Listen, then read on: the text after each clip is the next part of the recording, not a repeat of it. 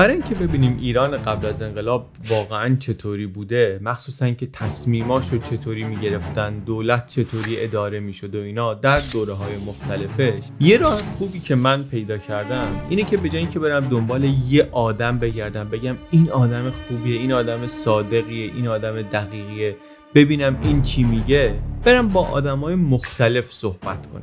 حالا صحبت در واقع برم پای صحبت آدمای مختلف بشینم، بعد تیکه تیکه حرفای اینا رو بذارم کنار هم. اون موقع به نظرم روایتم نزدیکتر میشه به یک روایتی که واقعی تره، نه حالت خیلی نوستالژیک داره که وای چه خوب بود و اینا، نه حالت این داره که چه دوره مثلا بعدی بود و اینا. یه مقداری نزدیکتر میشه به اون واقعیتایی که اتفاق افتاده. این راهی که من براش پیدا کردم، پای صحبت آدم‌های مختلف بشینم، تیکه تیکه های تصویر رو پیدا کنم، بذارم کنار هم، کم کم از محوی برام در بیاد، بتونم یه خورده واضح تر ببینم. این ویدیو هم یک تیکه از همون پازل، یه تیکه به نظر من خیلی مهم، چون صحبت از آدم خیلی مهمی می‌خوایم بکنیم. می‌خوایم از کسی بگیم که 8 سال وزیر اقتصاد ایران بوده در دهه‌ای که بهش میگن دهه طلایی 40.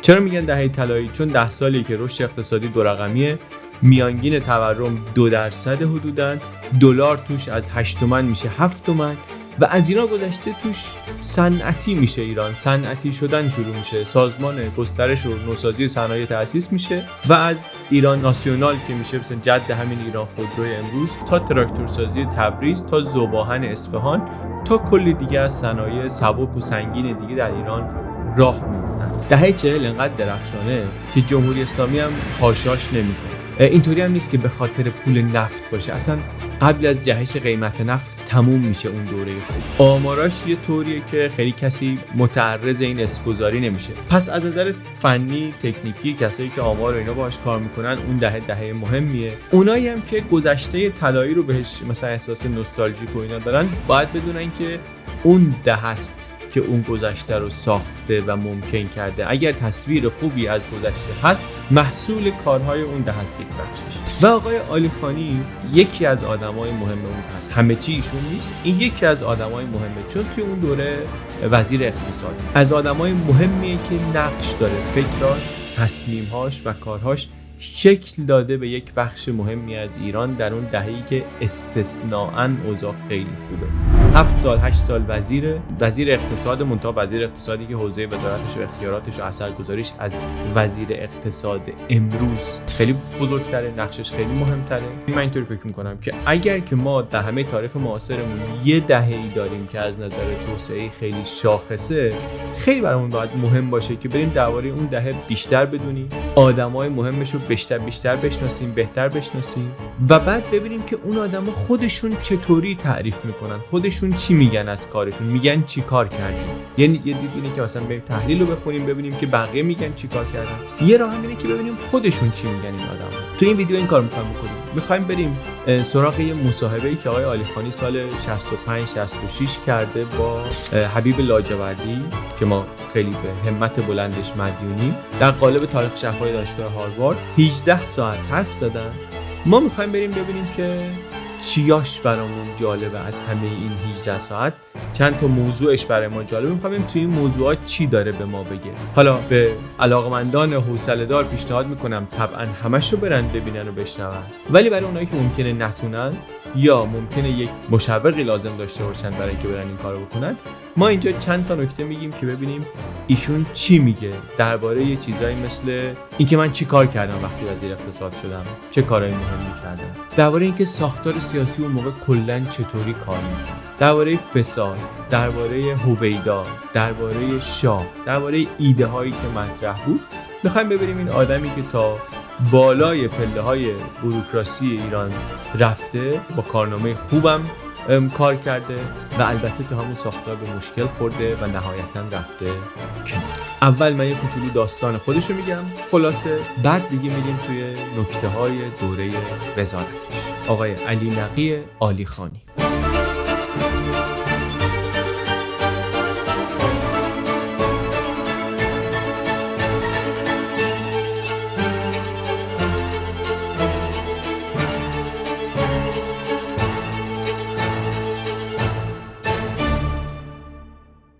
عالیخانی پدرش هم اداریه در یک بخشی از اراضی سلطنتی نزدیک ابهر، همونجا داره مدیر یه بخشیه و ایشون هم اونجا به دنیا میاد در 1307. در نوجوانی هم وارد کار سیاسی میشه. نوجوان در ایران رضاشاهی، به فراخور جو زمان خیلی هم ایران دوسته، خانواده‌اش هم البته زمینه‌شو داره، بابا تو خونه شاهنامه بخونه و اینا. اینم از نوجوانی شور و حال میگیرتش و البته اون شور و حال بعداً با تبعید و سقوط اونطوری رضاشاه خیلی هم ضربه میخوره و خیلی ناامیدی و سرخوردگی و حس تحقیر و اینا داره و خیلی اینجاهای زندگی شبیه داریوش همایونه. و علی خانی هم میگه من نوجوان خام احساساتی بودم اون موقع وارد کار سیاسی شدم. میرن دنبال یه سری کارهای خرابکاری و تروریستی و بمبگذاری و اینایی که بزرگترین تلفاتش در واقع خودشونن، یعنی میخوام مثلا با نیروهای خارجی مقابله کنن و اینا. نارنجک تو دست یکی از خودشون یه بار میتره که اصلا میمیره تفلک. داریوش همایون گفتیم پاش یه بار میره رو بمبایی که خودشون گذاشتن پنجه های پاش میپره. خلاصه این گروه و اون کاراشون به جایی نمیرسه، جمع میشه. علی خانی چند ماهی میره زندان. البته این زندان رفتن مزاحمتی واسه ادامه تحصیلش درست نمیکنه، بمباشو میسازه، درسش هم در کنارش ادامه میده. بعد دیگه از اون کارا اینطوری فاصله میگیره و میره درس میخونه، میره فرانسه حقوق میخونه و بعد میره دکترای اقتصاد. بعد 1336 میخواد برگرده ایران، یه خود داره پرسجو میکنه که کجا برم کار کنم و اینا. بهش میگن که یه سازمان جدیدی درست شده، زیر نظر نخست وزیری، بودجه اینا هم خوب دارن، یه نفر رو میخوان برای مثلا کارهای اقتصادی اینا به تخصص تو میخوره، بیا برو اینجا. اینا میگه آره چه خوب، بودجه‌ش هم خوبه و اینا، میرم. و اینطوری میشه که شروع میکنه کارشو در سازمان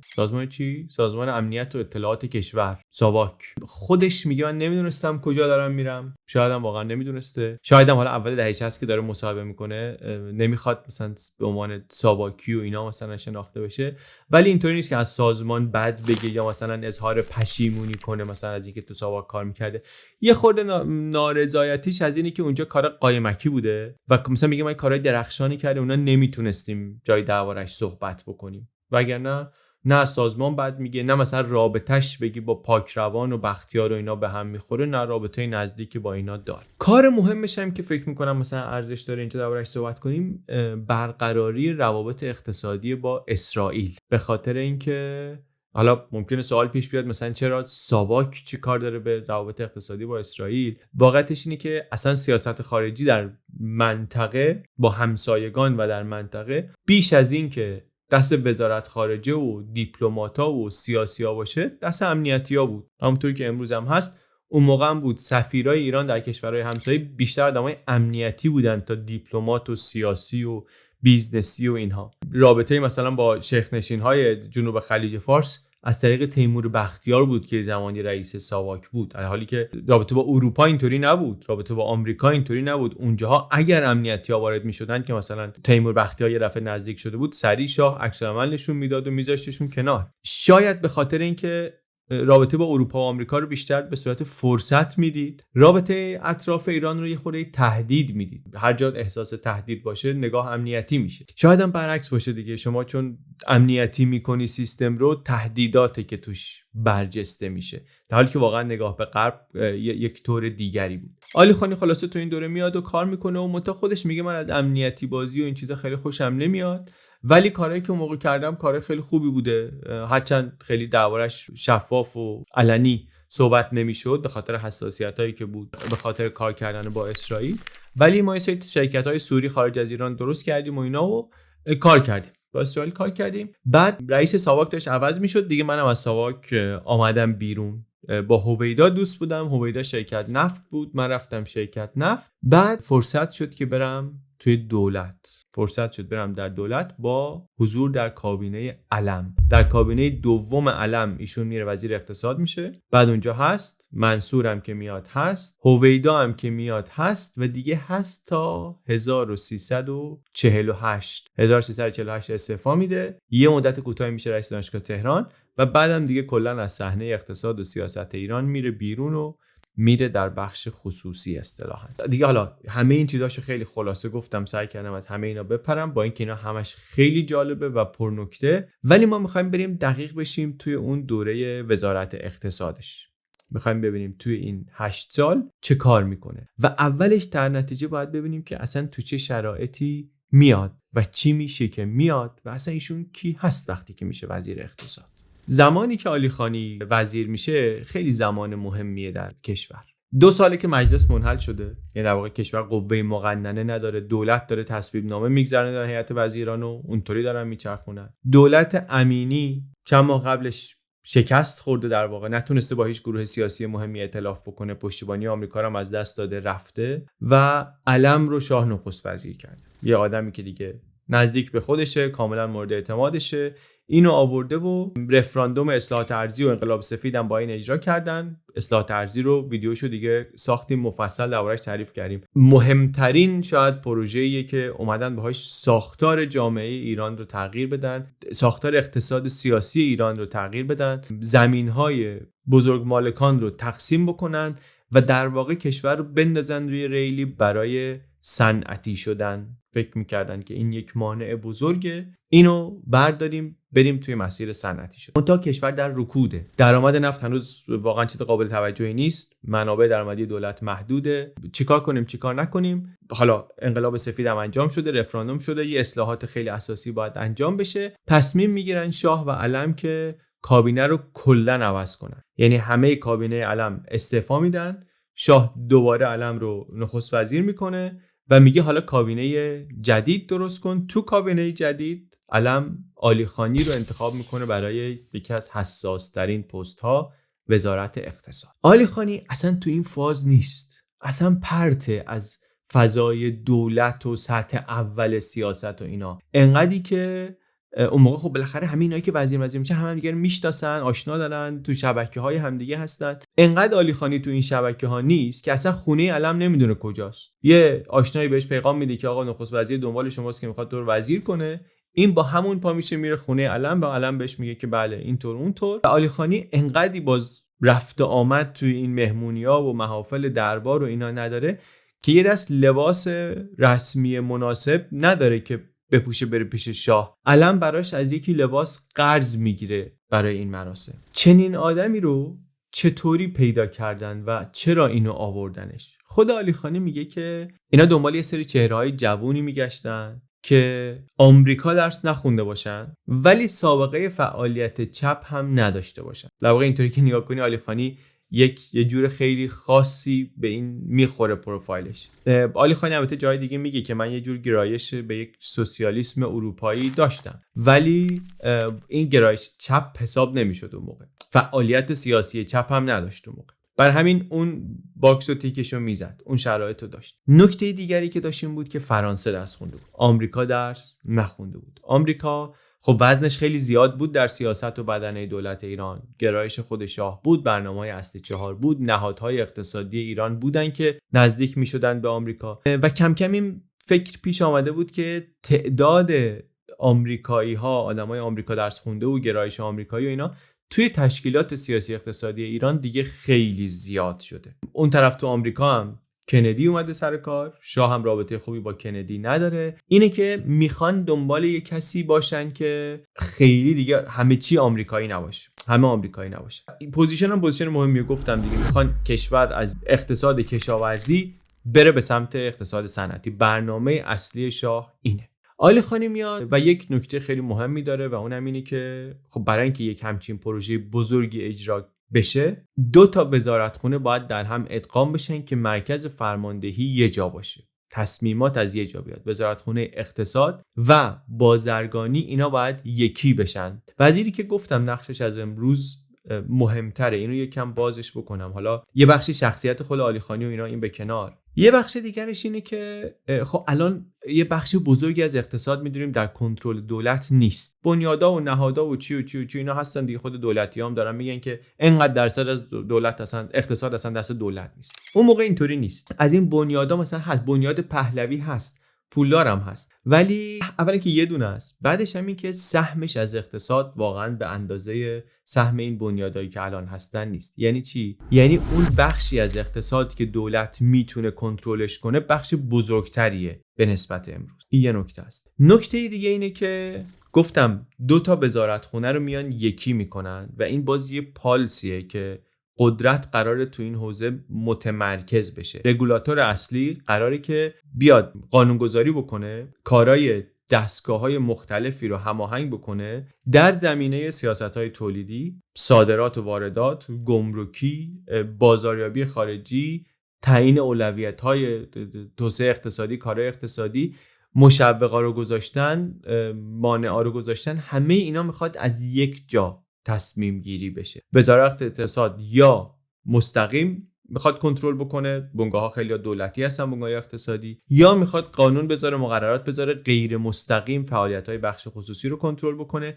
ولی میتونه خیلی زیاد این کارو بکنه بخواد، به این دلایلی که گفتم. برای همین نقش وزیر اقتصاد نقش خیلی خیلی مهمیه. همه داستان نیست، بالاخره سازمان برنامه بودجه داریم، بالاخره بانک مرکزی داریم. اینا هم وقتی داستان دهه 40 رو میگیم باید داستان اون آدما رو هم تعریف کرد و اون سازمانا رو هم گفت. ولی وزیر اقتصادم خیلی خیلی نقشش مهمه. و یه نکته دیگه، نکته آخرم که اونم کم اهمیت نیست، اینه که شاه هم در واقع دخالت خاصی اون موقع توی تصمیمات نداره. یعنی حداقل اولش اینطوریه که شاه، عالیخانی خودش هم میگه، تا یه جایی دخالت مؤثری در تصمیمات وزارت اقتصاد نمیکنه، تا اینکه از یه جایی بعد شروع میکنه به دخالت کردن و دیگه نهایتا میرسه به اون جایی که عالیخانی میره و میرسیم به وضعیت سالهای قبل از انقلاب.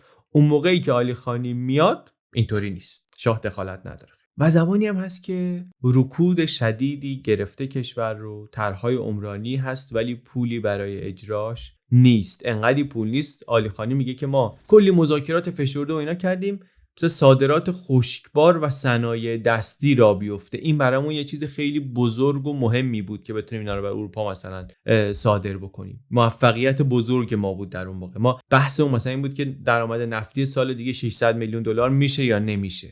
شرایطی که کشور باهاش مواجهه یه همچین چیزی. بعد میگه که من وزیر شدم چیکار کردم؟ من برام خودم میخوره جالب بود که ببینم این آدم میگه که حالا که من وزیر شدم کار مهمه خودش رو چی میبینه یا چی تعریف میکنه. چی میگه؟ درباره آدما حرف میزنه. کلا درباره آدما هم زیاد حرف میزنه عالیخانی، هم جالب حرف میزنه. نگاهش به آدما، بالا هم منابع انسانی سازمانش، هم وقتی درباره بقیه صحبت میکنه قضاوتش رو میگه، ارزیابیش رو از آدما میگه. کلا درباره آدما وقتی صحبت میکنه یه ویژگی جالبی توی صحبتش هست. حالا بهش میرسیم.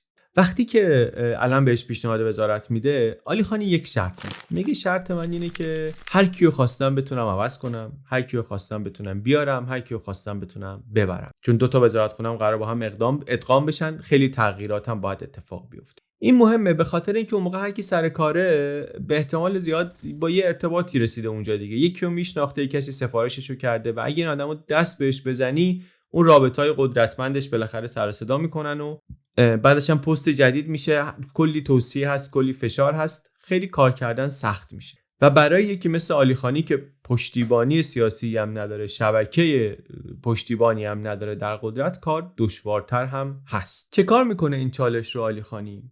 خودش میگه که من وقتی که اومدم توی وزارت خونه سال 42 که بچه یتیمی بودم. حالا قبلش اومده بودم وزارت خونه، مثلا معاونا و اینا رو بعضیا رفته بودم کار مشاوره یا کار داشتم اینا، ولی اینا رو به عنوان آدم اون طرف میز دیده بودم که همکاری باهاشون نکرده بودم. منتها همون اون طرف میز دیدنشون بهم گفته بود که اینا آدمایین که من با اینا نمیتونم چیزی رو عوض بکنم.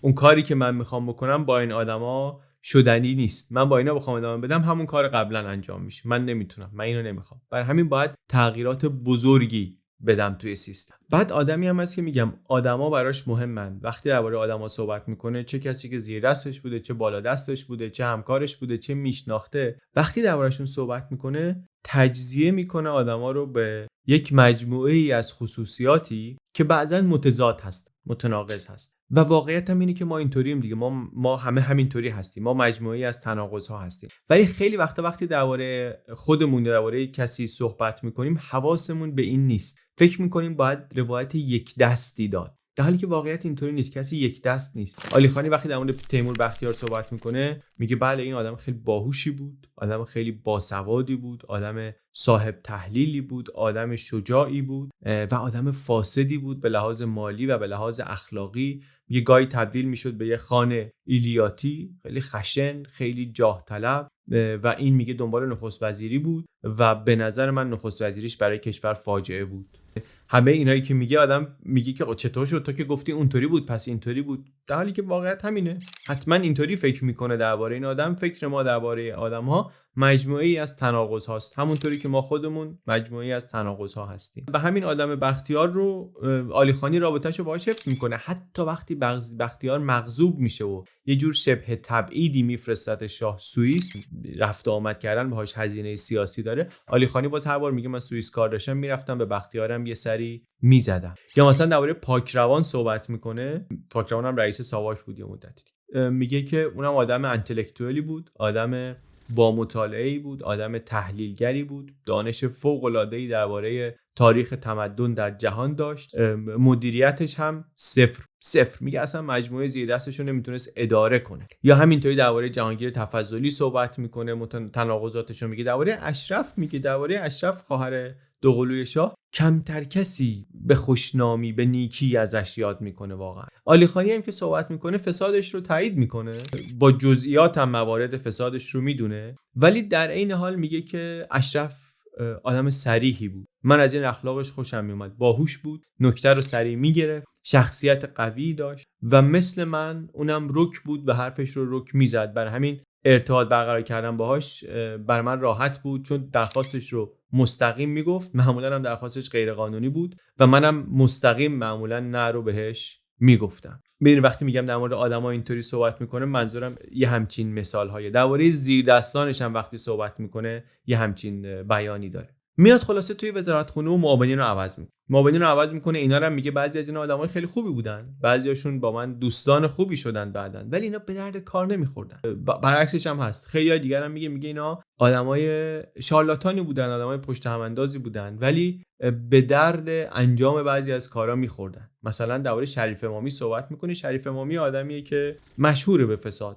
علیخانی هم تایید میکنه فسادش رو، هم جاه طلبیش رو. منتها همین علیخانی اونو میذاره دبیر یک سمینار خیلی مهم اقتصادی در وزارت اقتصاد و خیلی هم اونجا موفقه، چون دنبال اینه که رزومه بسازه و از نردبان قدرت بره بالا و اینا، ولی میذارتش اونجا و جوابم میگیره. این که میتونه اینطوری وجوه شخصیتی و کارکردی آدما رو از هم جدا کنه خیلی مهم و جالبه به نظر. و این موضوع فقط یک فضیلت اخلاقی نیست، داریم درباره این صحبت میکنیم که این حرفا میتونه یک سرمایه سیاسی پشت یک کسی بیاره یا از پشت یک کسی ببره کنار. ولی علیخانی اینطوری میگه و اینطوری نگاه میکنه چون که فکرش اینه که من میخوام کارکرد این آدم رو ببینم، من کارکردش، عملکردش برامه که مهمه و اونه که تعیین میکنه که من اینجا میتونم ازش استفاده کنم یا نمیتونم استفاده کنم. این خیلی نگاه سختیه به آدما داشتن و خیلی نگاه کمیابیه، ولی علیخانی نگاه رو داره بسیار هم آدم صریح و بی ملاحظه‌ای در این موضوع و چون هم توی دارودسته‌های سیاسی نیست، لازم نیست توصیه‌ای، رفاقتی، چیزی رو مثلا بپذیره یا یک ملاحظاتی رو رعایت بکنه. خیلی راحت میتونه این جمع آدم‌ها رو جدا کنه و خیلی عملگرایانه در واقع باهاشون اینطوری کار کنه. یا آدمایی رو انتخاب میکنه مثل رضا نیازمند، معاون صنعتی وزارت اقتصاد که ایشون بنیانگذار سازمان گسترش و نوسازی صنایع میشه. خب این آدم از اسم‌های مهم و ماندگار همین سالهای اخیر چند بار من دیدم دربارش فیلم ساختن، تو ویدیو ساختن، پادکست ساختن، کتاب آمده بیرون. این آدمایی هستن که علیخانی انتخاب کرده و البته حمایت سیاسی رو که لازم داشته برای این کارا داره، علم بهش میده. حتی وقتی یک کسایی رو علم معرفی میکنه برای پستی، علیخانی رد میکنه و علم واکنش بدی نشون نمیده، یعنی اون استقلالی رو که لازم داره بهش میده. یه چیز دیگه نقش چشمانداز داشتن و ایده های بزرگ. اینم علیخانی روش خیلی تاکید میکنه که ما خب وضعمون واقعا خوب نبود. در پایان سال 41 21 سال از شروع پادشاهی محمد رضا شاه میگذره. 21 سال گذشته، تقریبا وسطای کار میگه. ما الان میدونیم 57 تموم شده، 21 سال گذشته، مثلا 16 سال مونده و نیمه دوم هست و اوایل نیمه دوم میگه اوضاع افتضاح، اصلا به لحاظ آمار و ارقام و اینا بس خوب نیست، رکود سنگینی هست، درآمدهای ارزی کمه. نه فقط به خاطر اینکه علیخانی اینطوری میگه، آمارا هم به ما نشون میدن اصلا تغییراتی که در تیم اقتصادی دولت دارن میدن به خاطر همینه. یعنی سیاستمدار، تصمیم گیر، درکش از اوضاع همینه که باید سیاست رو عوض کرد. چون هم سیاست کلی خیلی منسجم نیست درباره واردات، درباره تولید داخل، درباره تعرفه‌های گمرکی، اینا یه خورده نامنظم سیاست‌ها. زیرساخت‌ها هم که تعریفی نداره، بوروکراسی هم فاسده، هم ناکارآمده، انقدری که اصلا میگه کشور آمار نداره، یعنی آمار صادرات و واردات مال 3 سال قبل، آمار 3 سال عقبه و وقتی آمار 3 سال عقبه اصلا تصمیم گیری اصولی بی‌معنیه. در این شرایطی که میاد وزیر میشه، پس چی خوب بوده؟ یعنی چطوری؟ پس وقتی اوضاع اینطوریه چی بوده که کمک کرده که اوضاع درست بشه؟ درباره یه چیز خیلی جالبی صحبت میکنه که بودنش میتونه خیلی چیزا رو بندازه توی مسیر درست شدن و نبودنش یا از معنی تهی شدنش یه مقدار میشه وضعی که ما امروز رو توی این سالها داریم میبینیم. اهمیتش اینجاست که بیشتر میشه. چشمانداز و یه مسیری که میتونن تصور کنن که کشور میخواد توی این مسیر قرار بگیره. چشمانداز از اون چیزایی که البته الان انقدر زیاد ازش استفاده کردن و خالی بازی کردن باهاش، تهی شده، معنی نداره و دیگه کارکرد اونطوری رو نداره.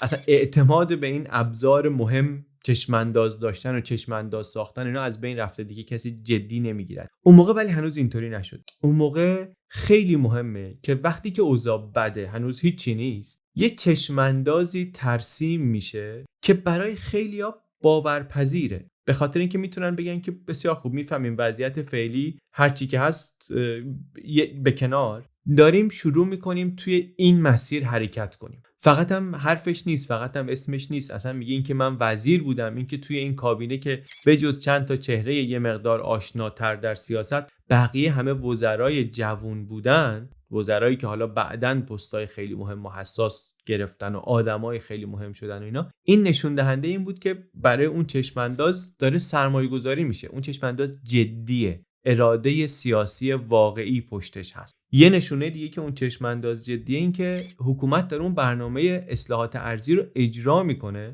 که از نظر علی خانی یکی از بهترین کارهای شاهه و واقعا هم تا چندین سال این اقدام مثبتش بهرهش رو همچنان میتونن ببرن. کشور داره صنعتی میشه، ارتباطش داره با کشورهای صنعتی نزدیکتر میشه، یه طوری که این کشوری که میگم همش غربی و آمریکایی و اصل چهار و کابینه و درس خونده های آمریکا و همه اینا هست و درست هم هست، ولی اوایل دهه 40 وقتی میخوان تکنولوژی ذوب‌آهن رو وارد بکنن و هر چی هم تلاش میکنن نمیتونن از غرب اصطلاحاً بگیرن و احساس میکنه شاه که غربی‌ها دارن سر میدوننش، از طریق بالاترین مقامات کشور امکانات فراهم میشه که اینا بتونن برن با روسا مذاکره کنن، تکنولوژی رو که بهش احتیاج دارن بتونن از روسیه بگیرن.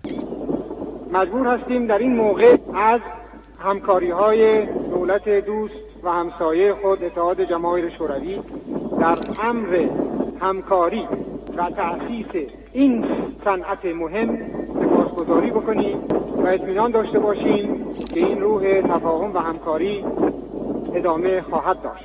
هر مملکتی هر رویه‌ای که نسبت به ایران بگیرد می‌تواند انتظار رویه متقابل از طرف ما داشته باشد و این زمان رسیده است که ما میگوییم نسبت به رفتار خارجی با او رویه متقابل خواهیم گرفت، نه اینکه از ما دوستی و احیانا از خارجی تا اندازه‌ای نگاه محبت آمیز به ما.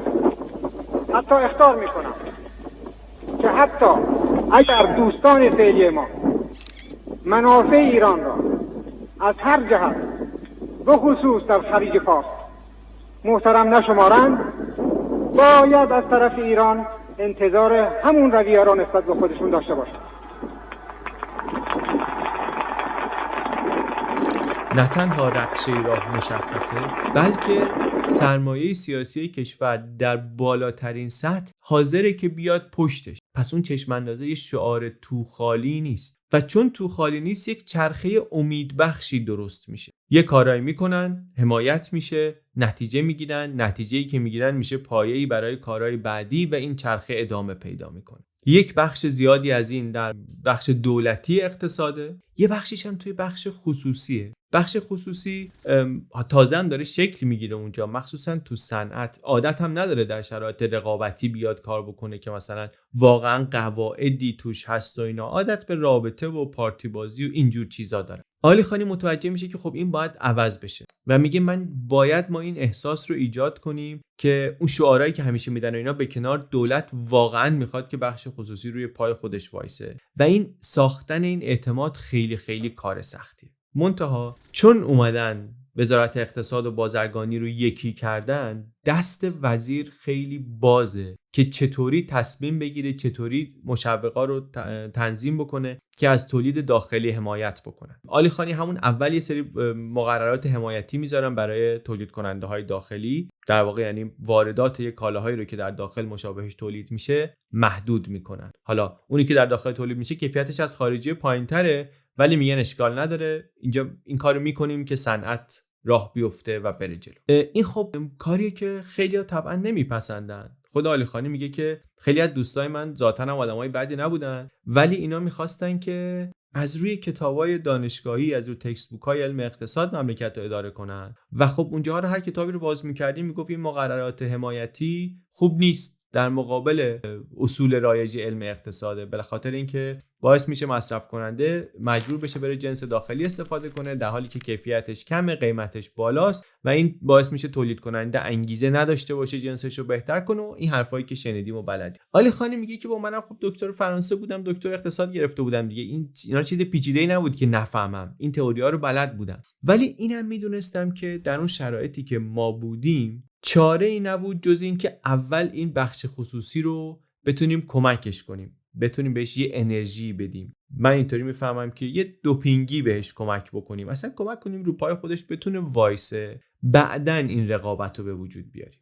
در شرایطی که رکود پروژه‌های عمرانی خوابیده، کارخونه‌های سیمان مازادشون تو محوطه‌های تو انبار سربازشون داره باد میخوره، بارون میخوره، خراب میشه، خریداری نیست حتی قیمت پایینتر از قیمت تولید ازشون بخره، فکر سیاستگزار باید این باشه که شرایط رو عوض کنه که چرخ اقتصاد شروع کنه به چرخیدن. عالی خانی به سوسیالیسم اروپایی علاقه‌مند هست، ولی استدلالی که اینجا میاره ربطی به اون نداره. میگه من میدونستم که مملکت از روی کتاب و عین نظرات این و اون و فلان مکتب اقتصادی اینا نمیشه اداره کرد. من میدونستم همون کشورایی که این تکست بوک ها ازشون میاد و سردمدار اقتصاد بازار آزاد هستن، اینا هم خودشون در بعضی موارد با تعرفه های گمرکی اومدن از تولیدات داخلی حمایت کردن، اینطوری شروع کردن. عالی خانی هم همین کارو میکنه، مقررات گمرکی رو تغییر میده. بعد حالا اینطوری مقررات گمرکی میتونه لونه فساد باشه تغییرش دیگه، چون یکی اگه زودتر از بقیه بفهمه یهو یک رانت اطلاعاتی داره، یک مزیت ناعادلانه‌ای براش به وجود میاد. عالی خانی برای اینکه همه این رانت‌ها رو حذف بکنه به هیچ کی خبر نمیده. میگه من ساعتها با فعالین اقتصادی جلسه میذاشتم ولی هیچی نمیگفتم که مثلا اینا بخوام بفهمن که من چی کار میخوام بکنم، فقط میشنیدم حرفای اینا. بعد تصمیممو میگرفتم، یهویی ابلاغ میکرد، همه همزمان خبردار، هیچکی نمیتونست قبلش بدونه که بره بهره برداری، فقط من میدونستم و مثلا چند نفر آدم نزدیک به خودم که خیلی بهشون اعتماد داشتم. میگه این کارو که کردم خب بعضیا ضرر میکردن، میرفتن پیش مقام بالاتر شکایت میکردن و منم خیالم راحت بود که هیچکی نمیدونه، من میدونستم و چند نفر دیگه. برای همین مطمئن بودم کسی از این شرایط نمیتونه سود بکنه. گفتم هر کی میخواد بیاد بازرسی بکنه، هر جور بازرسی میخواین بیاین انجام بدین، و اومدن و گشتن و طبعا هیچ سرنخ فسادی هم پیدا نکرد. یا بجز تغییر مقررات گمرکی، یک کار دیگه مهم دیگه که میکنه و انگیزه میده به بخش خصوصی، اینه که خیلی تلاش میکنن که بخش خصوصی باور کنه که دیگه روابط کار نمیکنه و مقررات و اینا مثلا عمل میکنه، اینجا ضوابط کار میکنه. میگه ما یه قوانین گذاشته بودیم که فعالین اقتصادی مثلا یه سری سهمیه هایی میگرفتن. روال هم این بود که اینا مراجعه میکردن، این کارمندو ببینو، اونو ببینو، دم اینو ببینو، کار اونو بسازه اینا، و خلاصه نوبت خودشون رو مثلا مینداختن جلوتر و زودتر از بقیه بتونن سهمیه‌شون رو بگیرن و از این کار. اصلا روال همین بود، همه به همین عادت داشت. میگه ما اومدیم قانون عوض کرد، گفتیم وقتی کسی تقاضا میفرسته ما 2 هفته وقت داریم، وزارت اقتصاد 2 هفته وقت داره که با پست جوابش رو به اینا بده. تو این 2 هفته اگه اینا اومدن توی وزارتخونه پیگیری کارشونو کردن، اتوماتیک 2 هفته دیگه به این زمان اضافه میشه، یعنی نوبتشون 2 هفته میفته عقب. شما تصور کن دیگه، تو ساختاری که همه عادت دارن که اگه نری پیگیر کار خودت باشی، با چنگ و دندون و پول و پارتی و اینا نخوای کارت رو بندازی، کاری پیش نمیره که هیچ رقیبت میره این کارو میکنه. این یه قانون اینطوری گذاشت که این ذهنیت رو از بین ببره و در واقع رقابت رو کسایی ببرن که مثلا تواناییشو دارن یا طبق قاعده باید ببرن. تقویت رقابت پذیری اقتصاد، نهایتاً رشد کسایی که میتونن ارزش افزوده بیشتر برای اقتصاد بیارن. تمام داستان وزارت اقتصاد اینه که این کارو بتونه بکنه و نتیجه این میشه رشد اقتصادی کشور. بعد حالا کار سخته نیست که این قانون رو بذاری یا طراحش کنی، کار سخته اینه که باور کنن فعالین اقتصادی که شما جدی هستی و میخوای این کارو بکنی. چون اینکه نمیشد این کار کرد به این خاطر نبود که هیچکی به عقلش نمیرسید، همه میدونستن که این کارا رو بکنن باعث رشد اقتصادی میشه. منتها هم فساد خیلی بالا بود، آدمای با نفوذ توی ساختار قدرت درگیر فساد بودن، در نتیجه کسی که میخواست وضع رو تغییر بده باید با این آدم‌ها درگیر میشد. خیلیا هزینه فایده میکردن، تصمیم گرفتن این کارو نکنن، ولی علی خانی تصمیم میگیره بکنه. خیلی جالبه. یه مورد جالبش چیزیه که ما هم یه جورایی امروز باهاش درگیریم، یعنی هنوز داستانه، هنوز مسئله است. میگه زمان دولت امینی واردات خودرو رو ممنوع کرده بود، گفتن در کشور داره خودروسازی میشه و اینا، دیگه خودرو نباید. خودروسازی که میشد چی بود؟ میگفت یه سری آدم با نفوذ میرفتن قطعه وارد میکردن، تو ایران سرهم میکردن، اسمشو میذاشتن تولید داخلی. علی خانی میگه که انقدری همه چی خارجی بود، اون علامت ساخت ایرانی هم که میزدن روش خودش ساخت ایتالیا. خب دیگه اسمش تولید داخل نیست دیگه، در واقع یه رانتیه که یه سری آدم دارن ناعادلانه میبرن و به ضرر مصرف کننده هم هست دیگه و معلومه که با رابطه به دست آوردن، هیچ توجیهی هم نداره. اسم میبره، میگه آقای جعفر اخوانی بود، این از مهمترین این آدما بود، نفوذ کرده بود بین سیاسی‌ها و جیپ رو اینطوری مثلا مونتاژ میکرد، هیچ رقیب خارجی هم در بازار نبود و این از رانتش استفاده میکرد. اعلی حضرت همایون شاهنشاه کارخانه جیپ ایران را در کیلومتر 14 جاده کرج افتتاح می‌فرمایند و آقای جعفر اخوان مدیر آن را مورد تفقد قرار می‌دهند. طی بازدید ملوکانه آقای دوبور نماینده کارخانه جیپ ویلیز آمریکا معروض می‌دارد که کارخانه جیپ ایران فعلا قطعات منفصل را سوار می‌کند، ولی در آینده کلیه قسمت‌های جیپ در این کشور ساخته خواهد شد. میگه من وقتی می‌خواستم ممنوعیت واردات رو لغو کنم، یعنی واردات خودرو رو آزاد کنم، اخوان افتاد این ور اون ور به هر کی که میتونست آویزون شد که جلوی این داستانو بگیره. میگه بارها من مجبور شدم با آدمای مختلف سر همین قضیه توضیح بدم و جواب پس بدم. داستانی که میگم ما بعد از 60 سال هنوز داریم شبیهشو میخونیم توی اخبار. علی خانی میگه من البته نهایتاً کار خودمو کردم، چون برای من مهم این بود که بتونم در تولید کننده های واقعی این اعتماد رو ایجاد کنم که اگر من قانونی رو گذاشتم جدی هم میرم اجراش میکنم، راههای دور زدنش رو هم میبندم، که این بدونه که خب پس این سفته، پس این سیستم سر جاش هست، من میتونم برم تولیدم رو گسترش بدم، مثلا بازارم رو روش کار کنم، از اینجور کارا بکنم. یا سر تثبیت قیمت با سیاستمدارا همین داستان رو داره. باز دوباره اینم یه داستان تکراری، بعد 60 سال ما هنوز میشنویم. مدام مقامات سیاسی فشار میارن که قیمت‌ها باید کنترل بشه، دستور میاد که جلوی رشد قیمت رو باید بگیرین اینا. علی خانی میگه من اقتصاد میفهمیدم، میدونستم که این کارو بکنی در دراز مدت قیمت‌ها بیشتر هم میره بالا، چون قیمت تمام شده داره میره بالا. شما با دستور جلوی رشد قیمت رو بگیری، رشد قیمت فروش رو بگیری، حاشیه سود تولید کننده میاد پایین، تمایل به سرمایه گذاری کم میشه، در نتیجه کمتر تولید میشه، وقتی ارزش کم میشه قیمتش از قبلم بیشتر میره بالا. خیلی ساده، قاعده اقتصاد بازاره. میگه برای همین من جلوی این فشارهای سیاسی وای میستادم. نتیجهش هم اتفاقا شد تورم بسیار پایین اقتصاد ایران در اون سالها که به صورت طبیعی با تعادل عرضه و تقاضای داخلی و واردات و اینا تونستن مجموعه وزارت اقتصاد این تورم رو پایین نگه دارن. وقتی اهمیت این رو میفهمیم، اصول خیلی ساده اقتصادی که دیگه منم میفهمم، پس چرا برجسته است، چرا دربارش صحبت میکنیم؟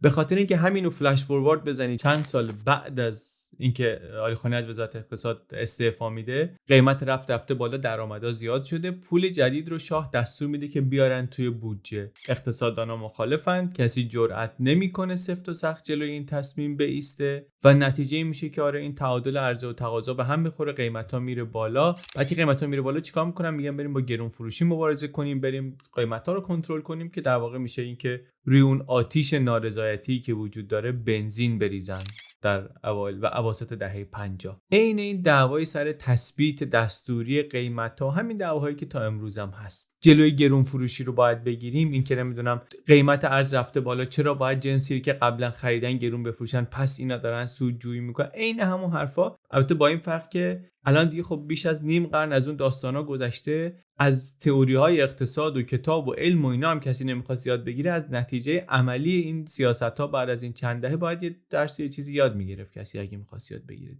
ولی نشد. اون موقع هم نشد. اون موقع خب این درس‌های گذشته نبود و نشد و علی خانی هم بالاخره یک جایی به مشکل خورد. قبل از اونم به مشکل خورده بود. بذار این نمونه از مشکلایی که در طول دوره کارش خورد رو بگیم، چون نشونه خوبی از این که وضعیت چطوری بود. برای یه آقایی به نام امیر هوشنگ دولو خیلی اصرار می‌کردن که این یه امتیاز غیر قانونی رو باید بگیره. خیلی توصیه بود و اینا از سمت شاه. آدمی هم هست که آدم بدنامیه، دولو مشهور به فساد و اینا. منتها علی خانی میگه نه، وای میسه و میگه نه و اینا، و کارش میرسه به بگو مگو با هویدا. هویدا بهش میگه که شاه خیلی جدی این رو از من خواسته و من میدونم که شما توی طبق روال اداری و اینا قبول نکردی درخواستو، ولی واسه من بکن، من دیگه رفیقتم دیگه، برای منی که دوستت هستم بیا بکن. من الان تو ماشین دارم میرم سوار میشم میرم فرودگاه، یکی دو روز میخوام برای تمدد اعصاب برم سد دز اسکی روی آب کنم، که اینم باز من به جالب نفهمم که هویدا واقعا پاش گرفتاری داشته، حالا با عصا اغراقش میکرده، فکر نمیکنم اسکی روی آبم میتونسته بکنه. خلاصه ولی میگه من دارم میرم اونجا، ولی این برای من این داستان انقدر مهمه، اگه بگی نمیکنم من همینجا باید فرودگاه برگردم همه سفرمو کنسل کنم. دیگه خیلی در موقعیت حالا دوستی رو بیاره وسط و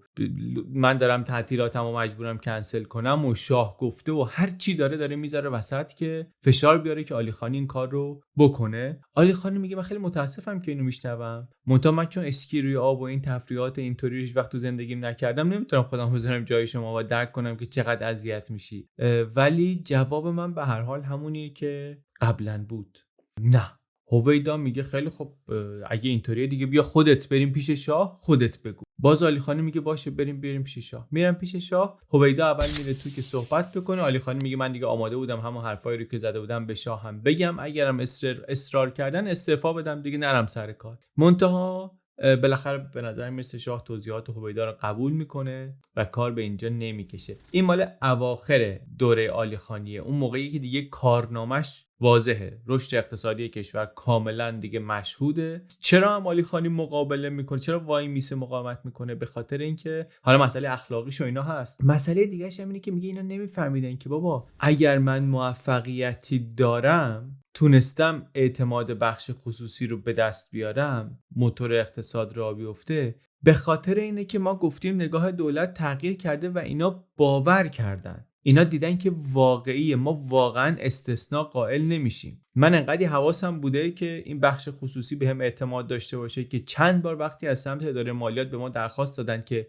ما برای اینکه مثلا حسابرسی بکنیم باید اطلاعات فلان تولید کننده رو داشته باشیم، شما که دارین به ما بدین. من گفتم نه، ما نمیدیم. این اطلاعات رو با صداقت به ما داده برای کار دیگری و ما امانت داریم و ما این اطلاعات رو به شما نمیدیم که شما برای علیهشون استفاده بکنید. و این شهرت ما در برخورد با فساد، در تبعیض قائل نشدن، اینا پیچیده بود. توی بخش خصوصی باور کرده بودن، از ما پذیرفته بودن که اینطوری هستیم. من یه قدم از این میکشیدم کنار دیگه، خب اصلا اون سیستم میریخت دیگه، چیزی باقی نمیموند که. میگه یه گروه تجاری بزرگی، ثابت پاسال هم جزش بود، اینا یه بار در اظهارنامه گمرکیشون یه چیزایی رو دلاپنا کرده بودن، یه گزارش داده بودن، یه چیزایی رو که وسایل آزمایشگاهی نبود زده بودن وسایل آزمایشگاهی، مثلا چای استکان نلبکی وارد کرده بودن، بعد اینا رو یه طوری نوشته بودن که گمرک کمتر بودن. مثلا قاشق چایی رو ترجمه کرده بودن وسیله دراز هم زدن استکان نمیدونم چی که نشون بده اینا وسایل آزمایشگاهیه که خلاصه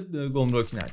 بعد میگم ما فهمیدیم و جریمهشون کردیم. نه تنها اون بار جریمهشون کردیم، بلکه من گفتم که از این به بعد همه واردات مربوط به گروه‌های ثابت پاسال رو بدون اینکه اون تخفیفی که به بقیه میدن رو بدن بررسی کنن، یعنی اینا رو سفت بگیرن. اون تسهیلاتی رو که بر بقیه در نظر میگیریم همیشه میگرفتیم، برای این دیگه نگیرن، سختگیری اضافه بکنن. ثابت پاسال آدم با نفوذی بود، میگه خیلی این در اون در زد که وقتی بگیره بیاد منو ببینه. منم گفتم نه، به من وقت ندید، نه به خودش وقت بدید، نه به هیچ کدوم از شرکاش وقت بدین، اصلا راه نداره. همینی که هست. حالا این ثابت پاسال آقای کمی نیست، صاحب اولین تلویزیون خصوصی ایرانه. تشکیلات داره و ساختمون داره و تجهیزات داره و همه چی. وقتی که شاه و رضا قطبی تصمیم میگیرن که تلویزیون ملی ایران رو درست کنن، اینا میرن ساختمون و تجهیزات این رو در واقع تصرف میکنن. علی خانی اینجا میگه که این آدم هر کی که بود و هر کاری که کرده بود، اینجا یک فعال بخش خصوصی بود که داشت در قبالش حکومت، دولت یک کار غیر قانونی انجام میداد و من چندین جا شدیداً به این کار اعتراض کردم. با اینکه دستور از بالا اومده بود و میدونستم از بالا اومده، من اعتراض کردم. بعد از یه مدتی رئیس دفتر من گفتش که ثابت دیگه تقریبا التماس داره میکنه که یه وقت کوتاهی بهش بده بیا شما رو ببینه و میگه که مطلقاً ربطی به کارهای اقتصادی و وزارت اقتصاد و اینا نداره، یه کار دیگه داره. میگه اومد و وقتی اومد پیش من به گریه افتاده بود که تو سر اون داستان به من خیلی ضرر مالی زدی، ولی از اینجا به بعد هر کی بخواد پشت سر تو و پشت سر وزارتخونه حرف بزنه دیگه مثلا با من طرفه و فلان.